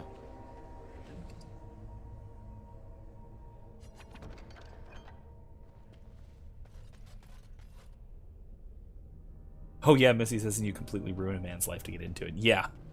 Yeah. I love the Bootstrap Paradox of that too, by the way. The Song of Storms. It's absolutely brilliant. There's a the Song of Storms is a very, very metaphysically weird and disturbing thing. Like the song, right? Where'd it come from? Like, where did the song come from? Like, really, it's not just that it's a bootstrap paradox. Like, it's sort of it's going back in time to cause yourself to go back in time. Exactly, it is that the actual melody of the song originated from no one in particular within the fiction. And obviously, it originated from the writers, but. Or whoever the composer was, but at the same time, it's in the fiction. The Song of Storms had no writer. No one wrote it.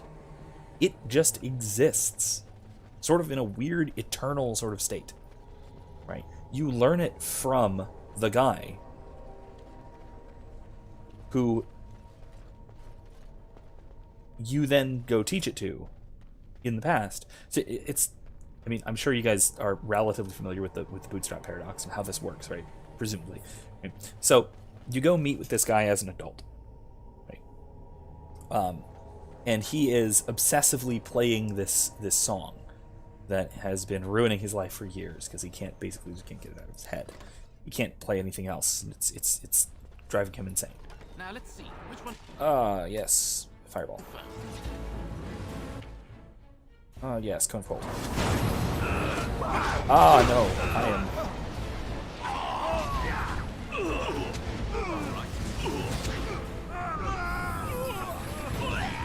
Another battle, I see.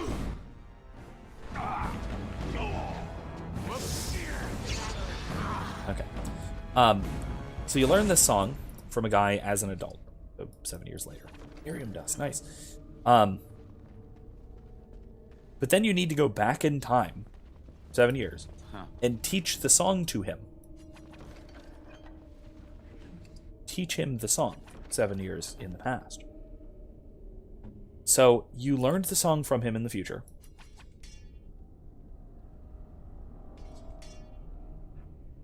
Then you go into the past. So the song is there in the future. Because you taught it to him in the past. You couldn't teach it to him in the past until you learned it from him in the future. Meaning that you go back into the past and teach him. Right? So we have a very tightly closed loop here, right? So the question then becomes, where did the song come from? Who arranged the notes in that specific way? It seems like no one in particular, which is the really disturbing part.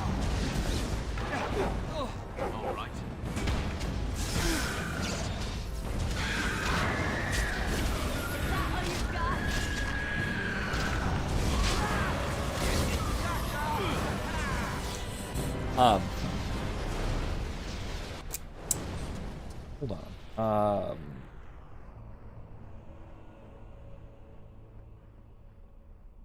So this is referred to as a bootstrap paradox. Or it's very similar to a grandfather paradox. There is a great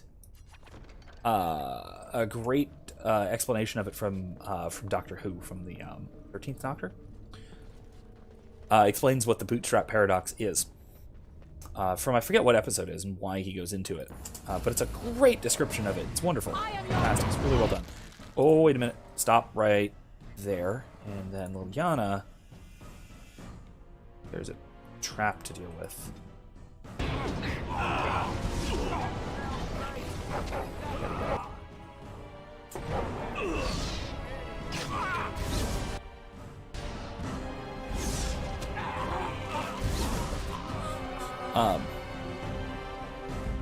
Yeah, basically, Missy says, yeah, he's been basically playing it the whole time since you taught it to him as a kid.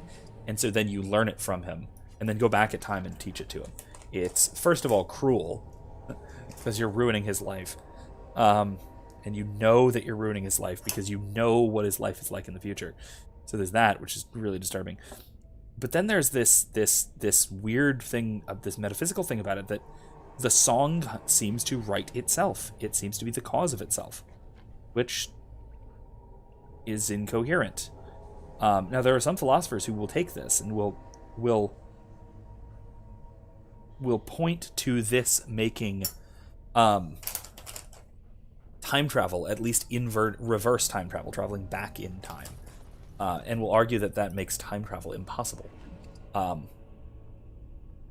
There's one philosopher, a Thomist philosopher, Edward Fazer, who I've talked about before in a lot of circumstances, in a lot of contexts, who doesn't quite go that far, but does bring up some of the problems that this causes in terms of something being the efficient cause of itself, so to speak. The Song of Storms existing in the future is the reason for it existing in the future. Done. That's it. Which is, a big issue. So I'll put a link to his essay on that, and then also Doctor Who, the nice Doctor Who clip on the Bootstrap Paradox. It's really good, concise explanation, referencing Beethoven. So again, it's about a song, 'cause it's always about a song. They say that Archon Assyrian heard the voice of the Maker as Andraste was burning, and this is why he chose to end her suffering. Macy says, "Well, I mean, before you teach him, because you only go back as far as the opening door of time. But he's technically playing it before this. Wait, really? Oh no, you're right. I think that was a writer's mistake because it's implied that you do teach it to him. But you're right. He is kind of playing it as a kid when you're a kid, isn't he? When you first go to Kakariko. Or I might be thinking of him playing it in Majora's Mask, because he also just kind of plays it in Majora's Mask when the version of him there shows up. So it might be there. But I think you're right. I think you might be right. That was probably a writer's error, honestly. I think you're right. The intention for it was clearly a Bootstrap Paradox.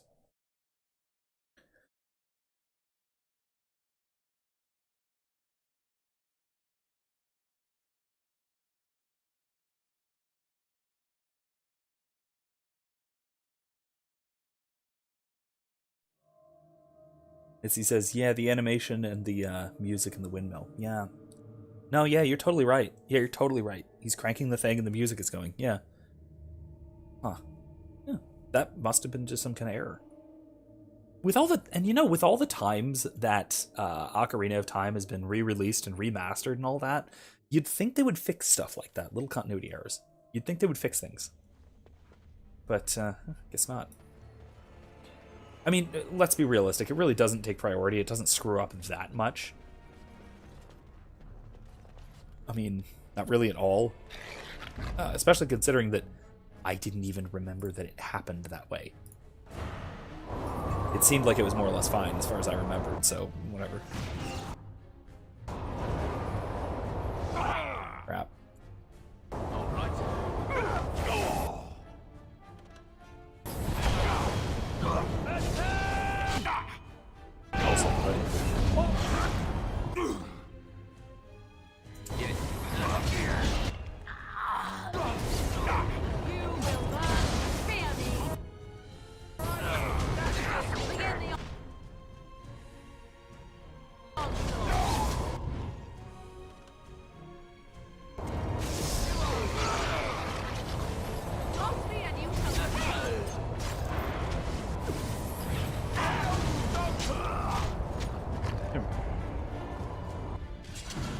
Missy says they just didn't want to leave it with no music, I think. That's true.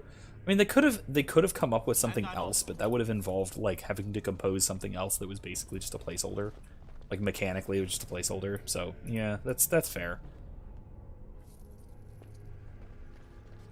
Yeah, that's reasonable. There are more modern games that probably would have had something in there as sort of a placeholder song. Because that's one thing that I love about a lot of modern games is the immersiveness of the world, where you can just kind of wander around and NPCs are just sort of doing their own thing. Rockstar is great about this, like Red Dead. Red Dead does this so well. There's just sort of stuff going on over there that's like, hey, that NPC over there has some very convincing simulation of a real life, which is just so cool. You are totally getting crushing prison. You are getting flapped.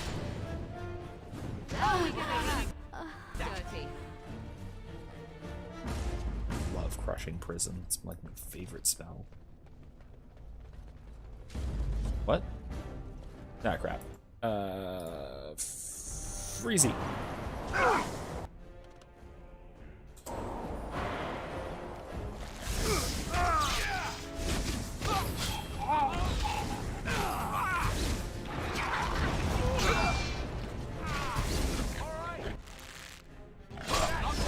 I tried to be merciful. Right.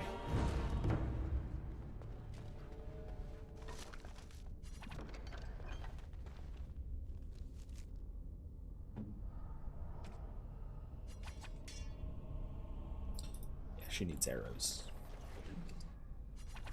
Okay, nice. Fisher.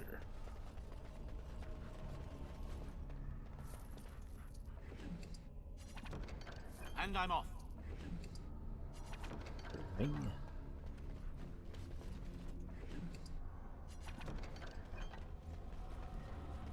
Yeah, quick save. I remember there being a lot of fights in these caves. The Bootstrap Paradox is again one of these very, very interesting freaking drakes. Of course there are. Right ahead. Trap right ahead. Your time to die.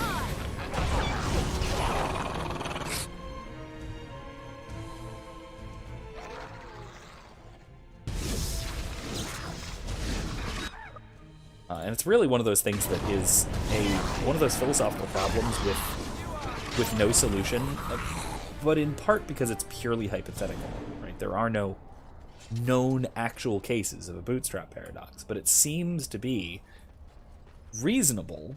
It seems to make sense in the context of a story, right? You can write a coherent story about a bootstrap paradox, and that should be impossible if it's actually metaphysically impossible.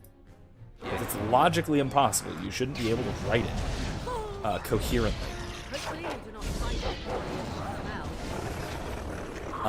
But it seems like you can.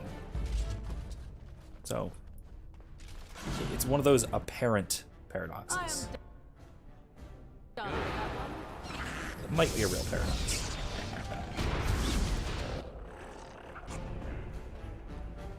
Let's end this.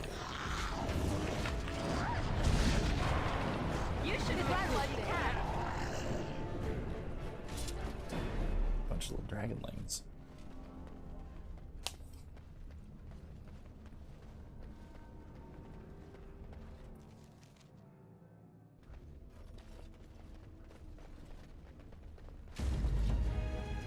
Though I will say, as much as I do like Ocarina of Time,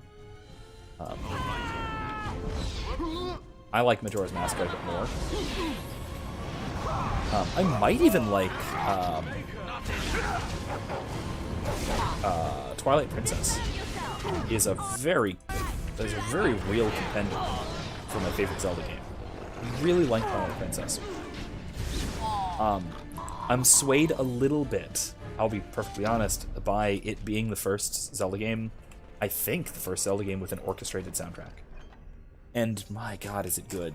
It is such a good soundtrack. Phenomenal. What? Oh, Dragon Link. Okay. Just loading up the incense. Run while you can. Mashed Potato says Bioshock Infinite plays around with time travel in multiple universes. Oh, jeez. Somebody got hexed.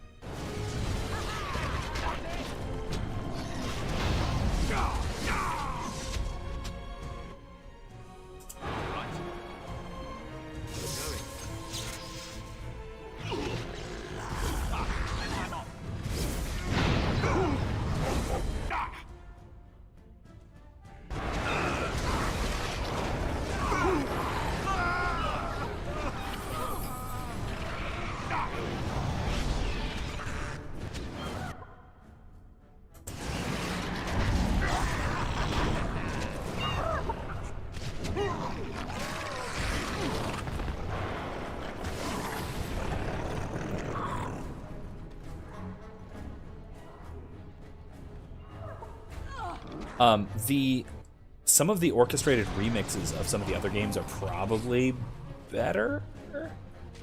I think it's called Theophany. That's Theophany. It's the orchestrated remix of the soundtrack to, or of parts at least, most of the soundtrack of Majora's Mask. It is wonderful. Because it's a kind of like very long countdown to the end of time thing, I tend to listen to it as kind of a New Year's Eve tradition. Yes. Great. Missy says the Twilight Princess soundtrack is lit. 100% agree. Yes, my friend. It's so good.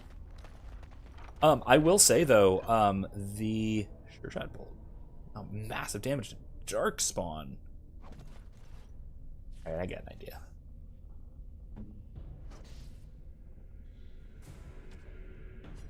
There we go. Anyway, adventure's not over yet. But yeah, there are parts of the Skyward Sword soundtrack that are so good, so good. Crimson Loftwing, probably my single favorite track in any Legend of Zelda game. It is the flying theme. It is the theme music for when you first learn to fly your Loftwing in Skyward Sword, and it is incredible. It is an orchestra accompanied duet between a flute and a trombone, and it's just gorgeous. Right ahead. It is just gorgeous. It's probably my single favorite track in any Zelda game. It's one of my top video game soundtrack pieces. It's way up there.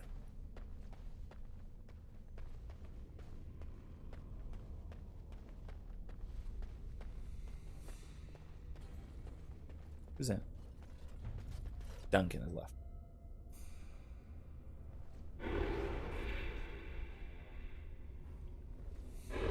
Resummon. There we go. He got left behind, so let's resummon him.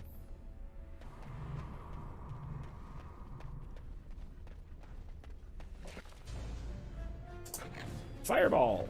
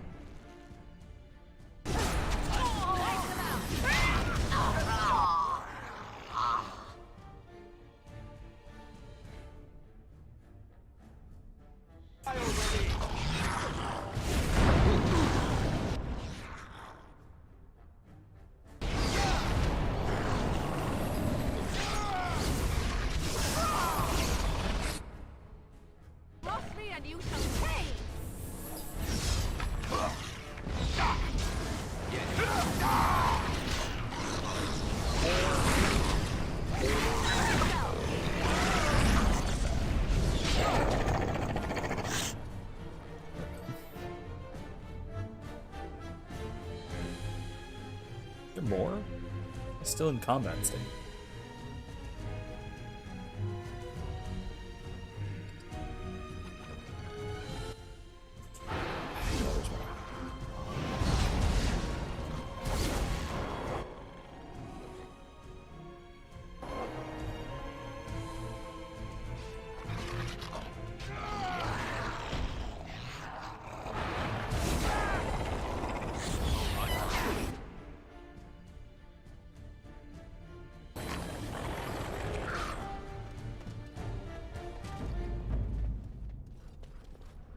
Oh, they're dead cows that the dragonlings were eating. That makes sense all of a sudden. Mashed Potato says Dark Souls does an interesting thing with the soundtrack. Only 4 areas in the first game have music playing, so most of the game is just background noise and clinking armor. Yeah, that is unsettling, I will say.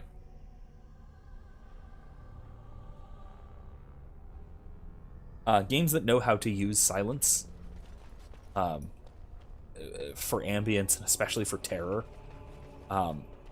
really use it well, or really can be so effective. What's the other one? The Evil Within 2 was one that had some really good use of. I don't remember if it was silence, but it was strategically quiet parts. Never liked this part.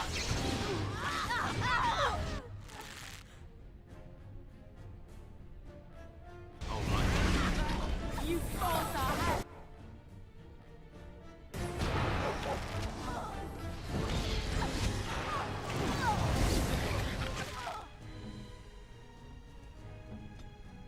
Here I am. Oh, lovely. Okay. 2 of us are marked now. That's dangerous.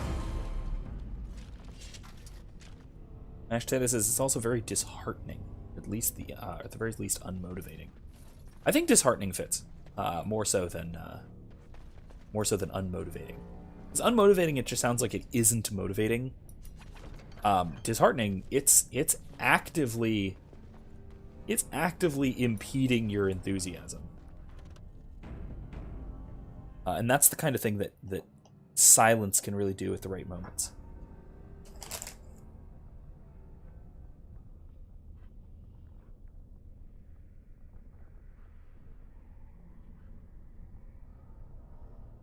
I mean, hell, Dragon Age Origins even does lack of soundtrack in a lot of places, and it's actually pretty effective. We are headed up towards the surface of the mountains. Where I want to go? I want to be careful not to go the right way by accident. This might be the right way. I'm going to turn back.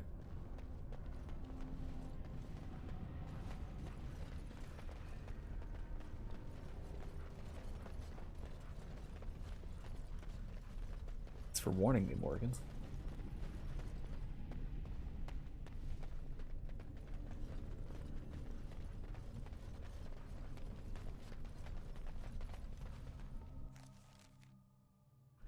Oh.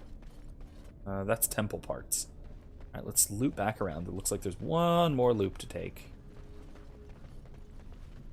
Said I don't want to go the right way just yet. Oh, and I missed some treasure. And I'm off. Mashed Potato says, yeah, it doesn't really give you this sense of accomplishment.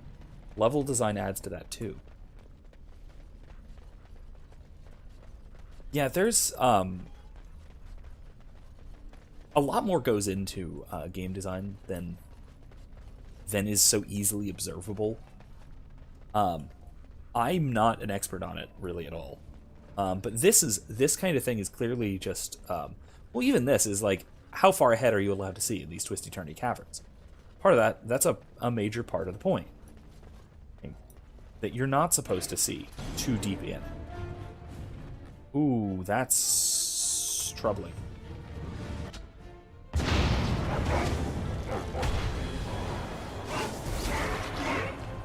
We will just do this. Not really. We'll just do this. Oh god. that's real bad. Oh, that's real bad. Okay. Who's dead and where? All right. Who's Liliana and Morgan? I think I can catch both of them.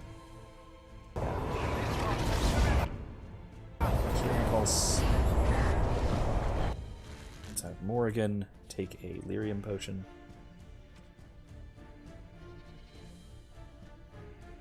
Lyrium potion.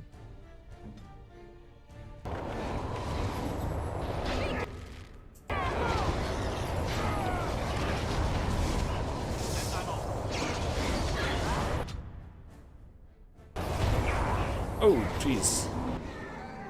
It's Rupio.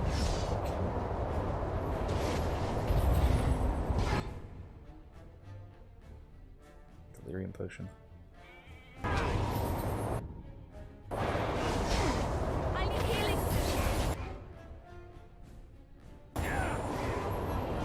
Liliana.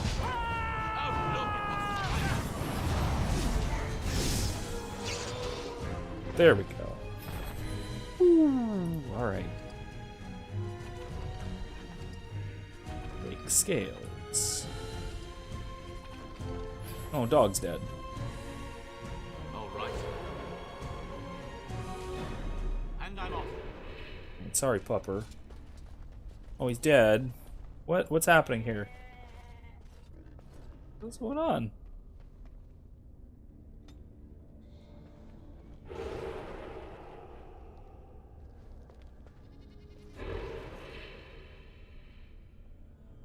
Uh-oh. Well, I guess I have to wait for revival to come back up. That's weird.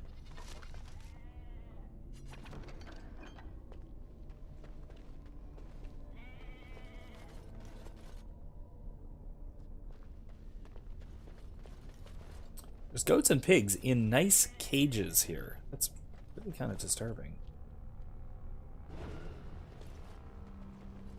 Waiting around for revival to come back. Mesh Data says, yeah, it doesn't really give you this sense of accomplishment. Global Sun's out to that too.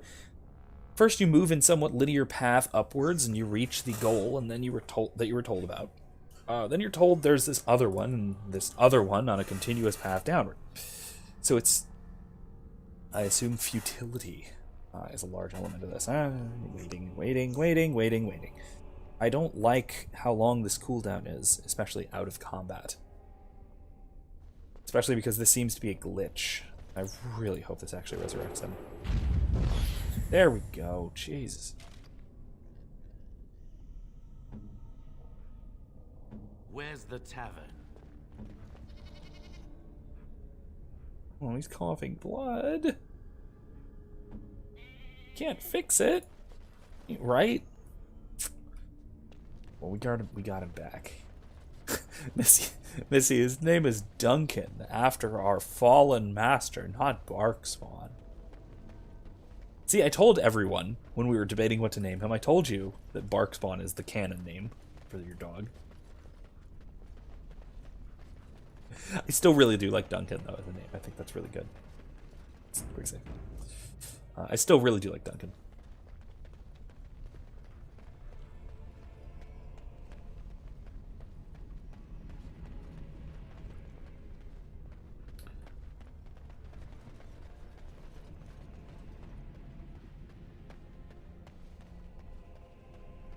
He is a little bit of a Grey Warden. He got the taint and was cured of it. Survived it. And he's Duncan's replacement, basically.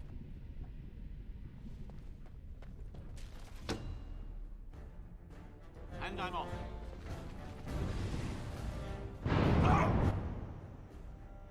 Alright, you. Go kill the mage.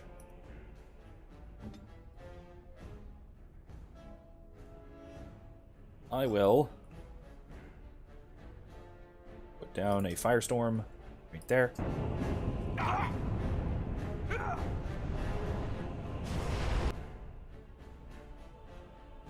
And a blizzard over there.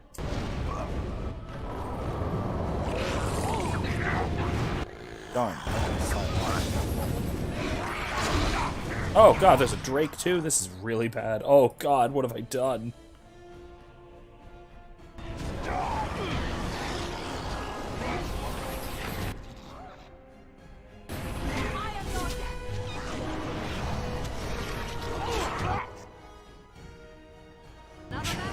Everybody go to sleep. Oh, God. It's really bad. Everyone go to sleep. And everyone also help me.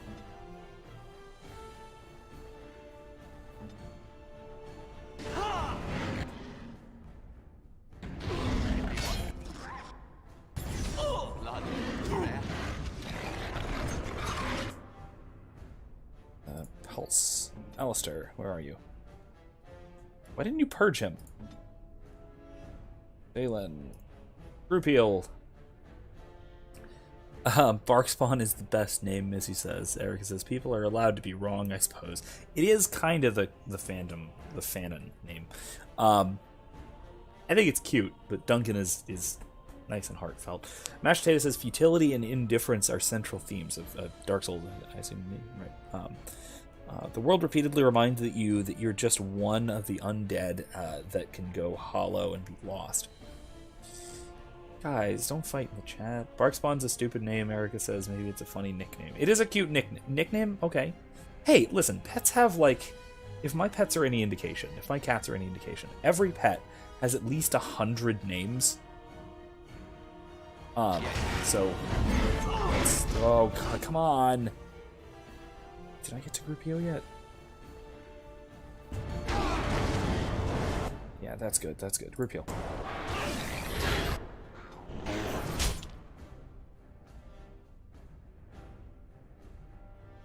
Holy Smite? No. I just kill him. He's got like 5 health left. Heal doggo.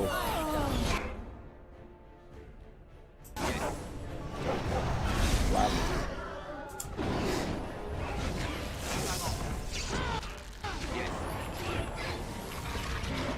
Defend yourself. Another battle light. What the hell? Come on. Another one?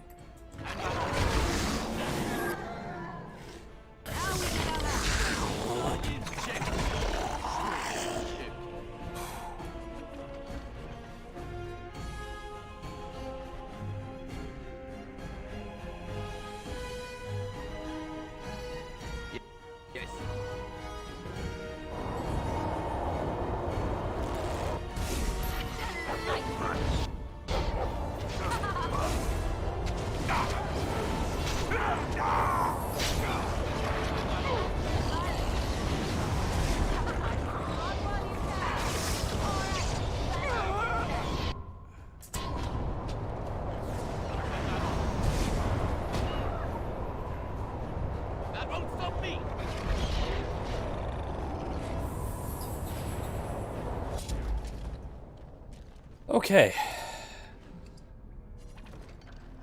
think that's all of it. Should be the last of them. Quick save again.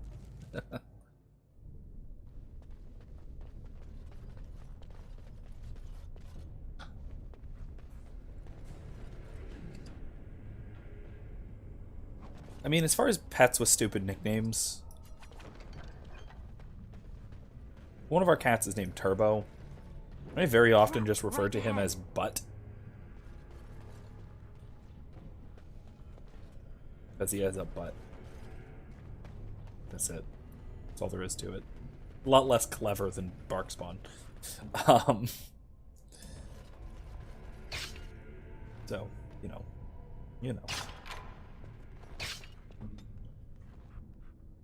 I get why it's sort of the fanon name, because it's a good pun. It is a genuinely good pun.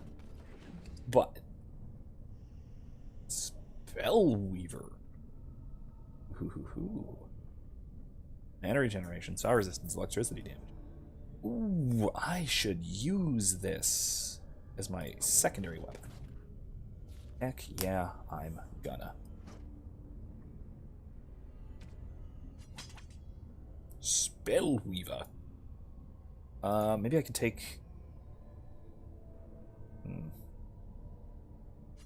Winter Shield. It's fine, right? If ever I get into close combat, it'd be pretty good.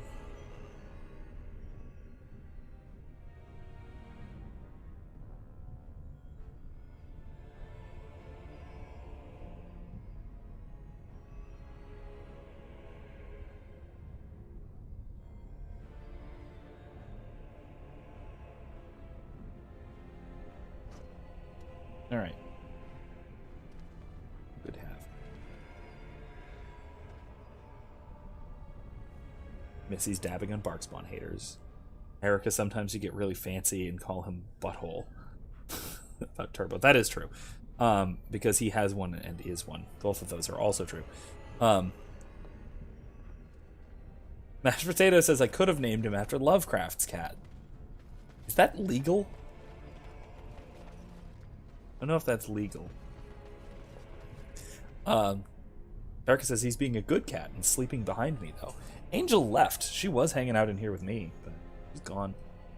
Actually, no, wait. It was Turbo that was hanging out in here with me at some point. But, you know. Angel was in class with me today. In the office. Oh, Mashed Potato says he could have named the dog after Lovecraft's cat. Something tells me, I'm not sure what, but something tells me that would not be considered YouTube friendly. Just a hunch. Just a hunch. Now, maybe I'm wrong. Maybe YouTube's policies have changed. Maybe they've come to respect, you know, they've come to respect great works and workers of classic literature. But something tells me that something tells me that it would still not go over too terribly well.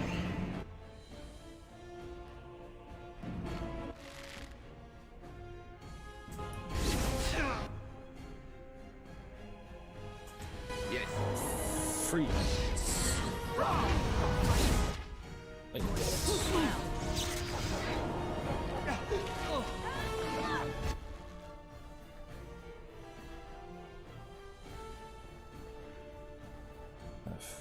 Frick. Okay, fine. Really, let's see this room.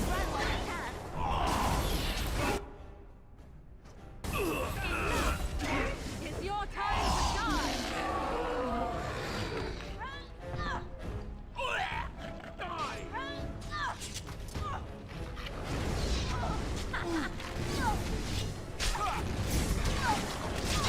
The battle is finished.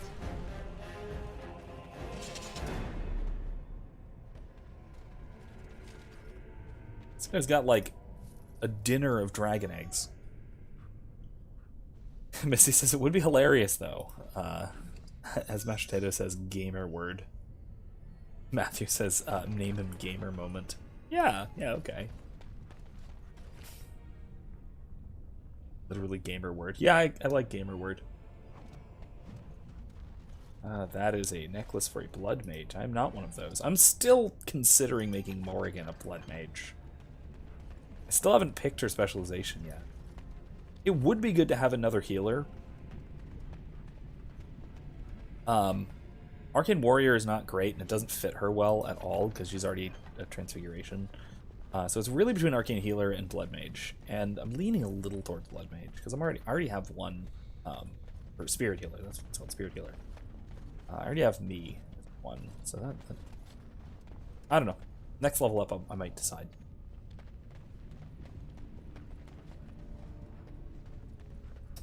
I would.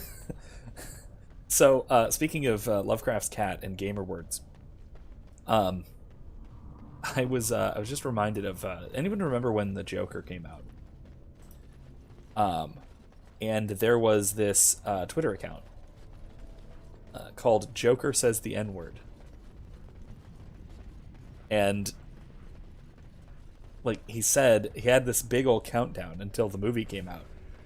I mean, all he would post was, "I'm gonna say it in this many days, in this many hours, I'm gonna say it." It's just like, and then see if you can find this. Look it up. If not, I'll put it in the description.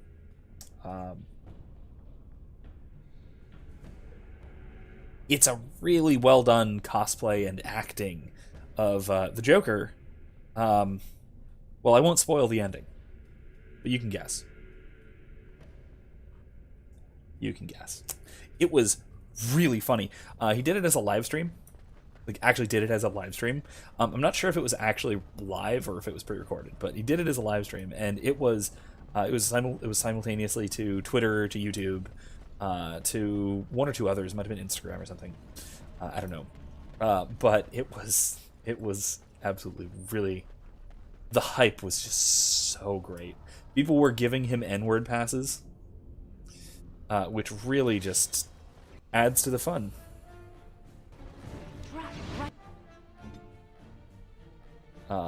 When he was talking about having hundreds of accumulated N-word passes. Oh, hi there.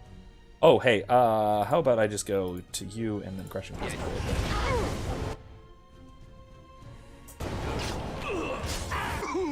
And then Liliana, do that one.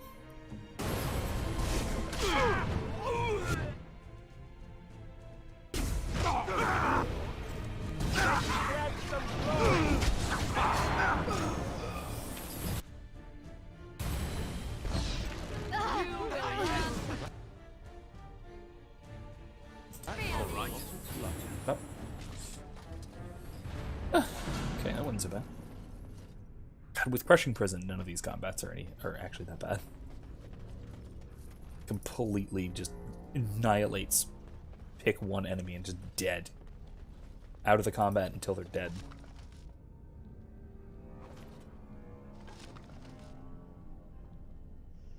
I'm getting kind of close to that carry limit. Jeez. I'm just gonna say it. I hate inventory management. I'm thinking about downloading a mod that just gets rid of it, but that's a little bit cheaty. I mean, to be fair, I already turned off friendly fire. So it's not like I'm playing 100% as intended, let's say. I don't know. I'm thinking about it. I really hate carry weight limits. It provides so little the mechanics of the game. Go no further. Like level based, it doesn't help much. It really doesn't help. Big time, big exploration type game, something like Skyrim, it makes sense. It's annoying as hell, but it makes sense in something like Skyrim. Really any of the Elder Scrolls, but especially a big sandbox like Skyrim, it makes sense, right? Because so it's basically, it puts a limit on how much you can go out to explore before having to come back to town, because there's no like other major survival mechanics by default, except unless you put mods in, some of which are really good, by the way. Some of the survival mechanics mods, really good. But in a game like this that's really level based, really, are you gonna go back to the end of a level to pick up the crap you didn't pick up last time? Are you really? It doesn't actually encourage you to do anything except drop things and just completely waste loot. Which I don't get the reason for that. That doesn't it doesn't appeal. It does not appeal to me. All right. Stand aside if you want to live. The righteous do not fear death. You have Okay. defiled our temple. You have spilled the blood of the faithful and slaughtered our young. No more. You will tell me now, intruder, why you have done all this. Why have you come here? I've come for the urn of sacred ashes. You did this all for an ancient relic. Know this, stranger. The prophet Andraste has overcome death itself, and has returned to her faithful in a form more radiant than you can imagine. Not even the Tevinter Emporium could hope to slay her now. What hope do you have?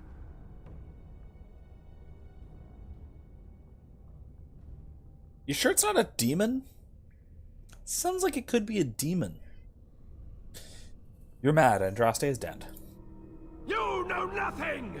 Andraste revealed herself to us! We are her chosen!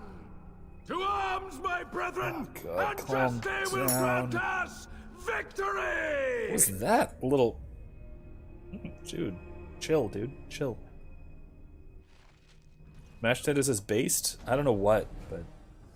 Thanks. Alright. Mages first. Actually, Alistair, go kill that one. Until I get this one.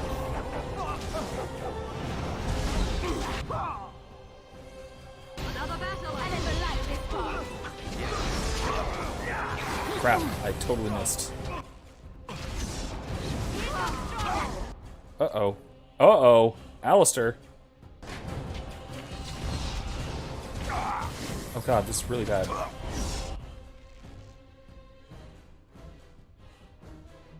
Okay, Alistair, come back up. Everyone back. Mage. Oh, Colgrim. With...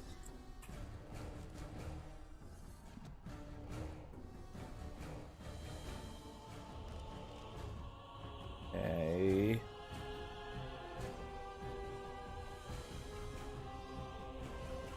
Oh no.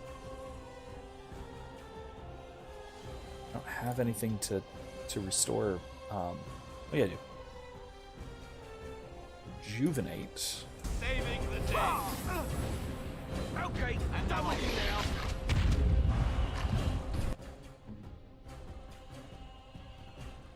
Crap, I need more stamina.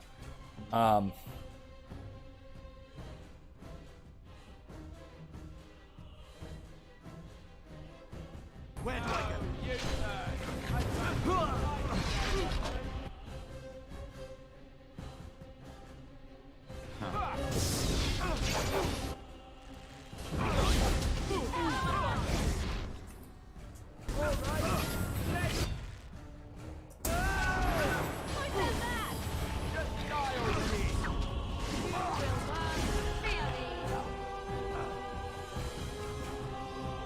Okay, well, that was not too bad.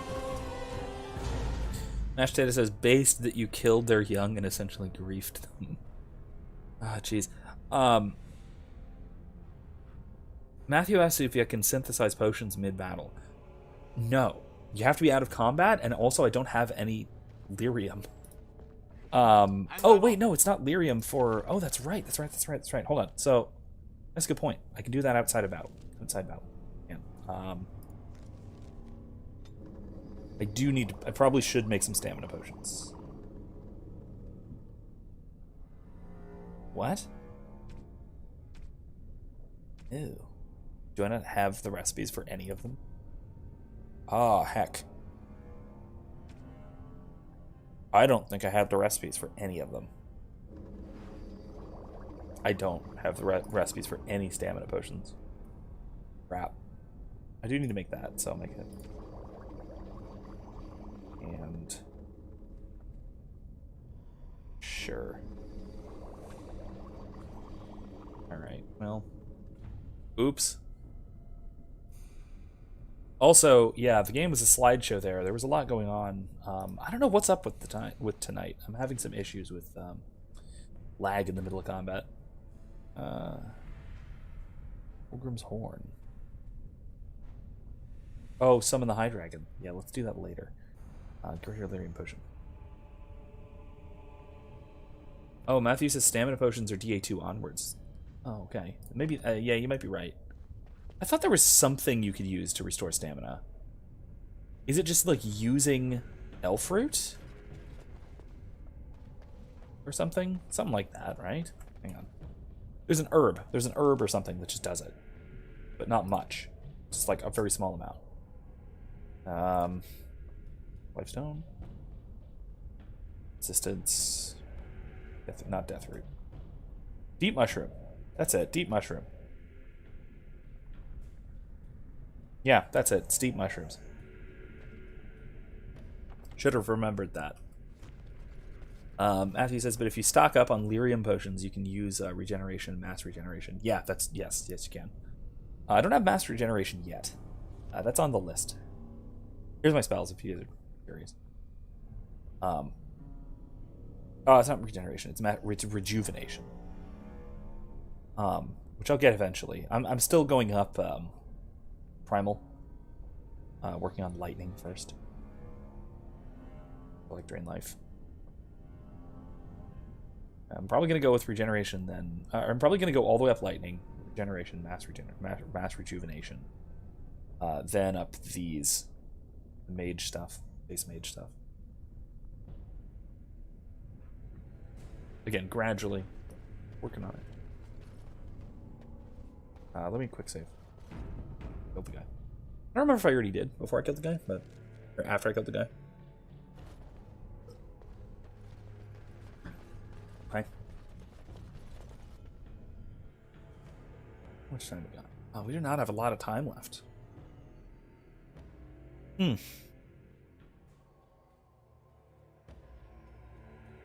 Now, it may be good to wrap up before we actually get into the Temple of Sacred Ashes proper, where all the puzzles and stuff are.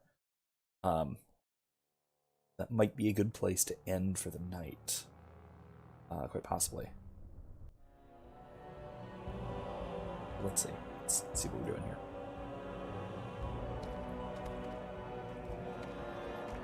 Could try and fight the dragon.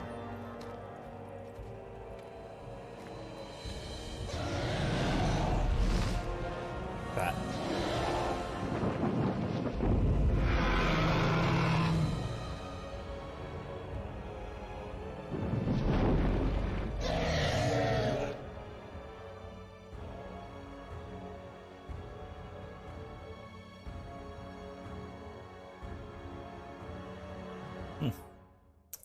Yeah, like I said, I might want to try fighting that thing first. Maybe tonight. We might have time. Might have time. I mean, we do. Right? Time for this. But I'm not going to test that theory. Why not? You sure? I think we should. Because like I said, I don't think we quite have time. I know we don't have time to do the whole Temple of Sacred Ashes tonight. And I would kind of like to do all of that together. Rather than just sort of barely start it. Because we only have a little over 10 minutes for tonight. We want to end by midnight or so. What I might do is get us there, go in, I believe there's cutscenes and stuff, and leave us at a nice cliffhanger ending. And then we'll do that next week, and then maybe fight the dragon afterwards. We should have the time, I think. Let's do both of those.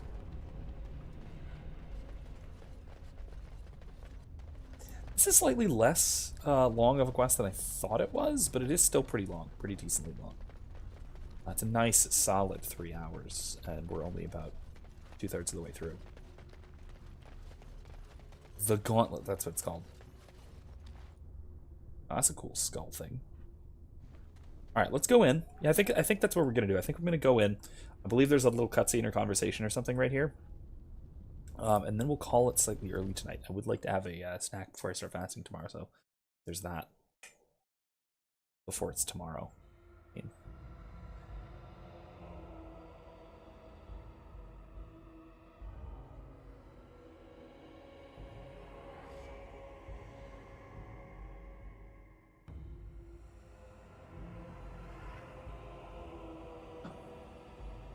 Do something while waiting here.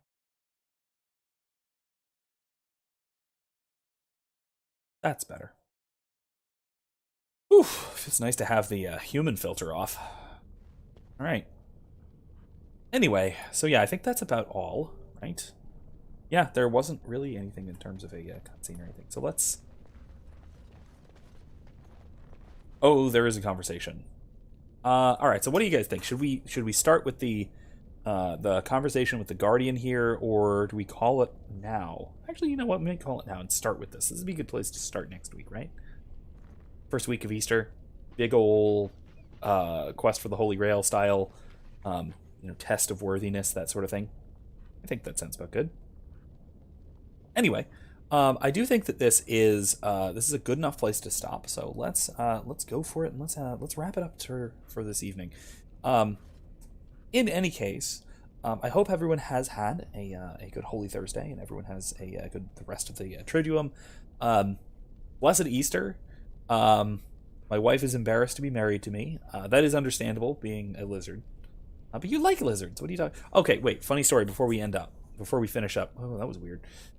Before we finish, so we caught a lizard in the backyard. By we, I mean Erica caught a lizard in the backyard the other day, and showed it to Michael, who is almost a year old. He's like 10 months now, and showed it to him so he could like see it and see the cute little wildlife and stuff, and maybe pet it and something.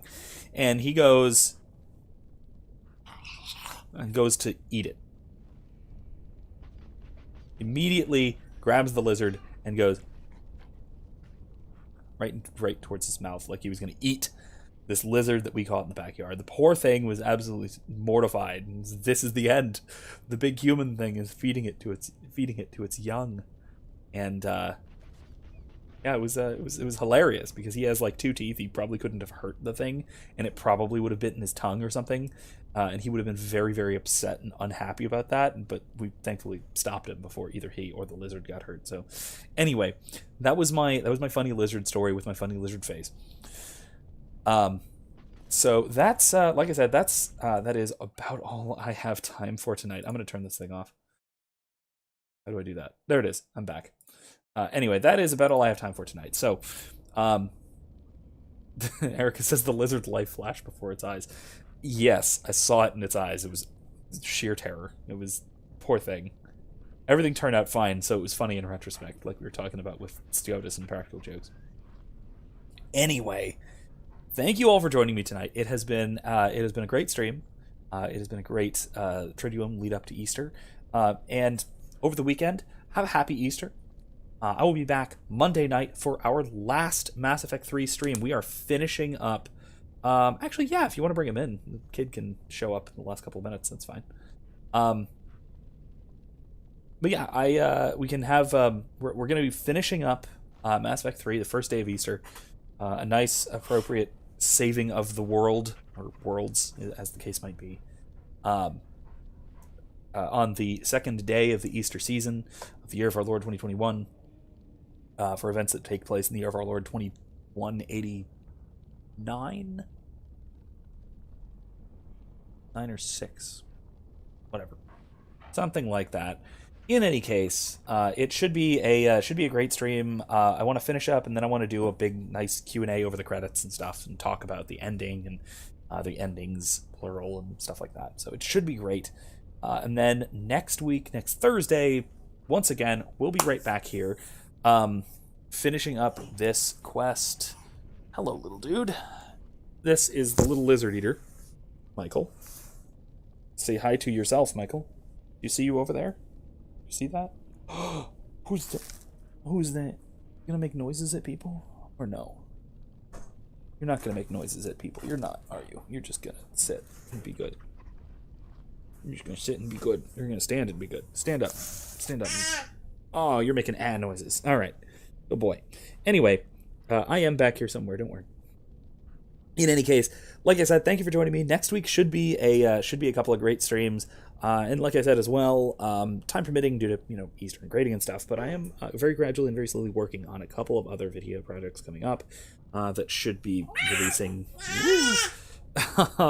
Hopefully, a couple of new videos this month on some interesting topics. So, whoa, what are you getting? Wiggles. Wiggles. Wiggles. Wiggles. He does. He wants my keyboard. He wants to play. He wants to go through the gauntlet. Here, eat the camera. All right. Anyway, thank you all once again for joining me. Have a happy Easter, and I will see everybody on Monday. I need my arm for this. Hold on, buddy. All right. See you later, everybody. Thank you, and good night. Bye-bye.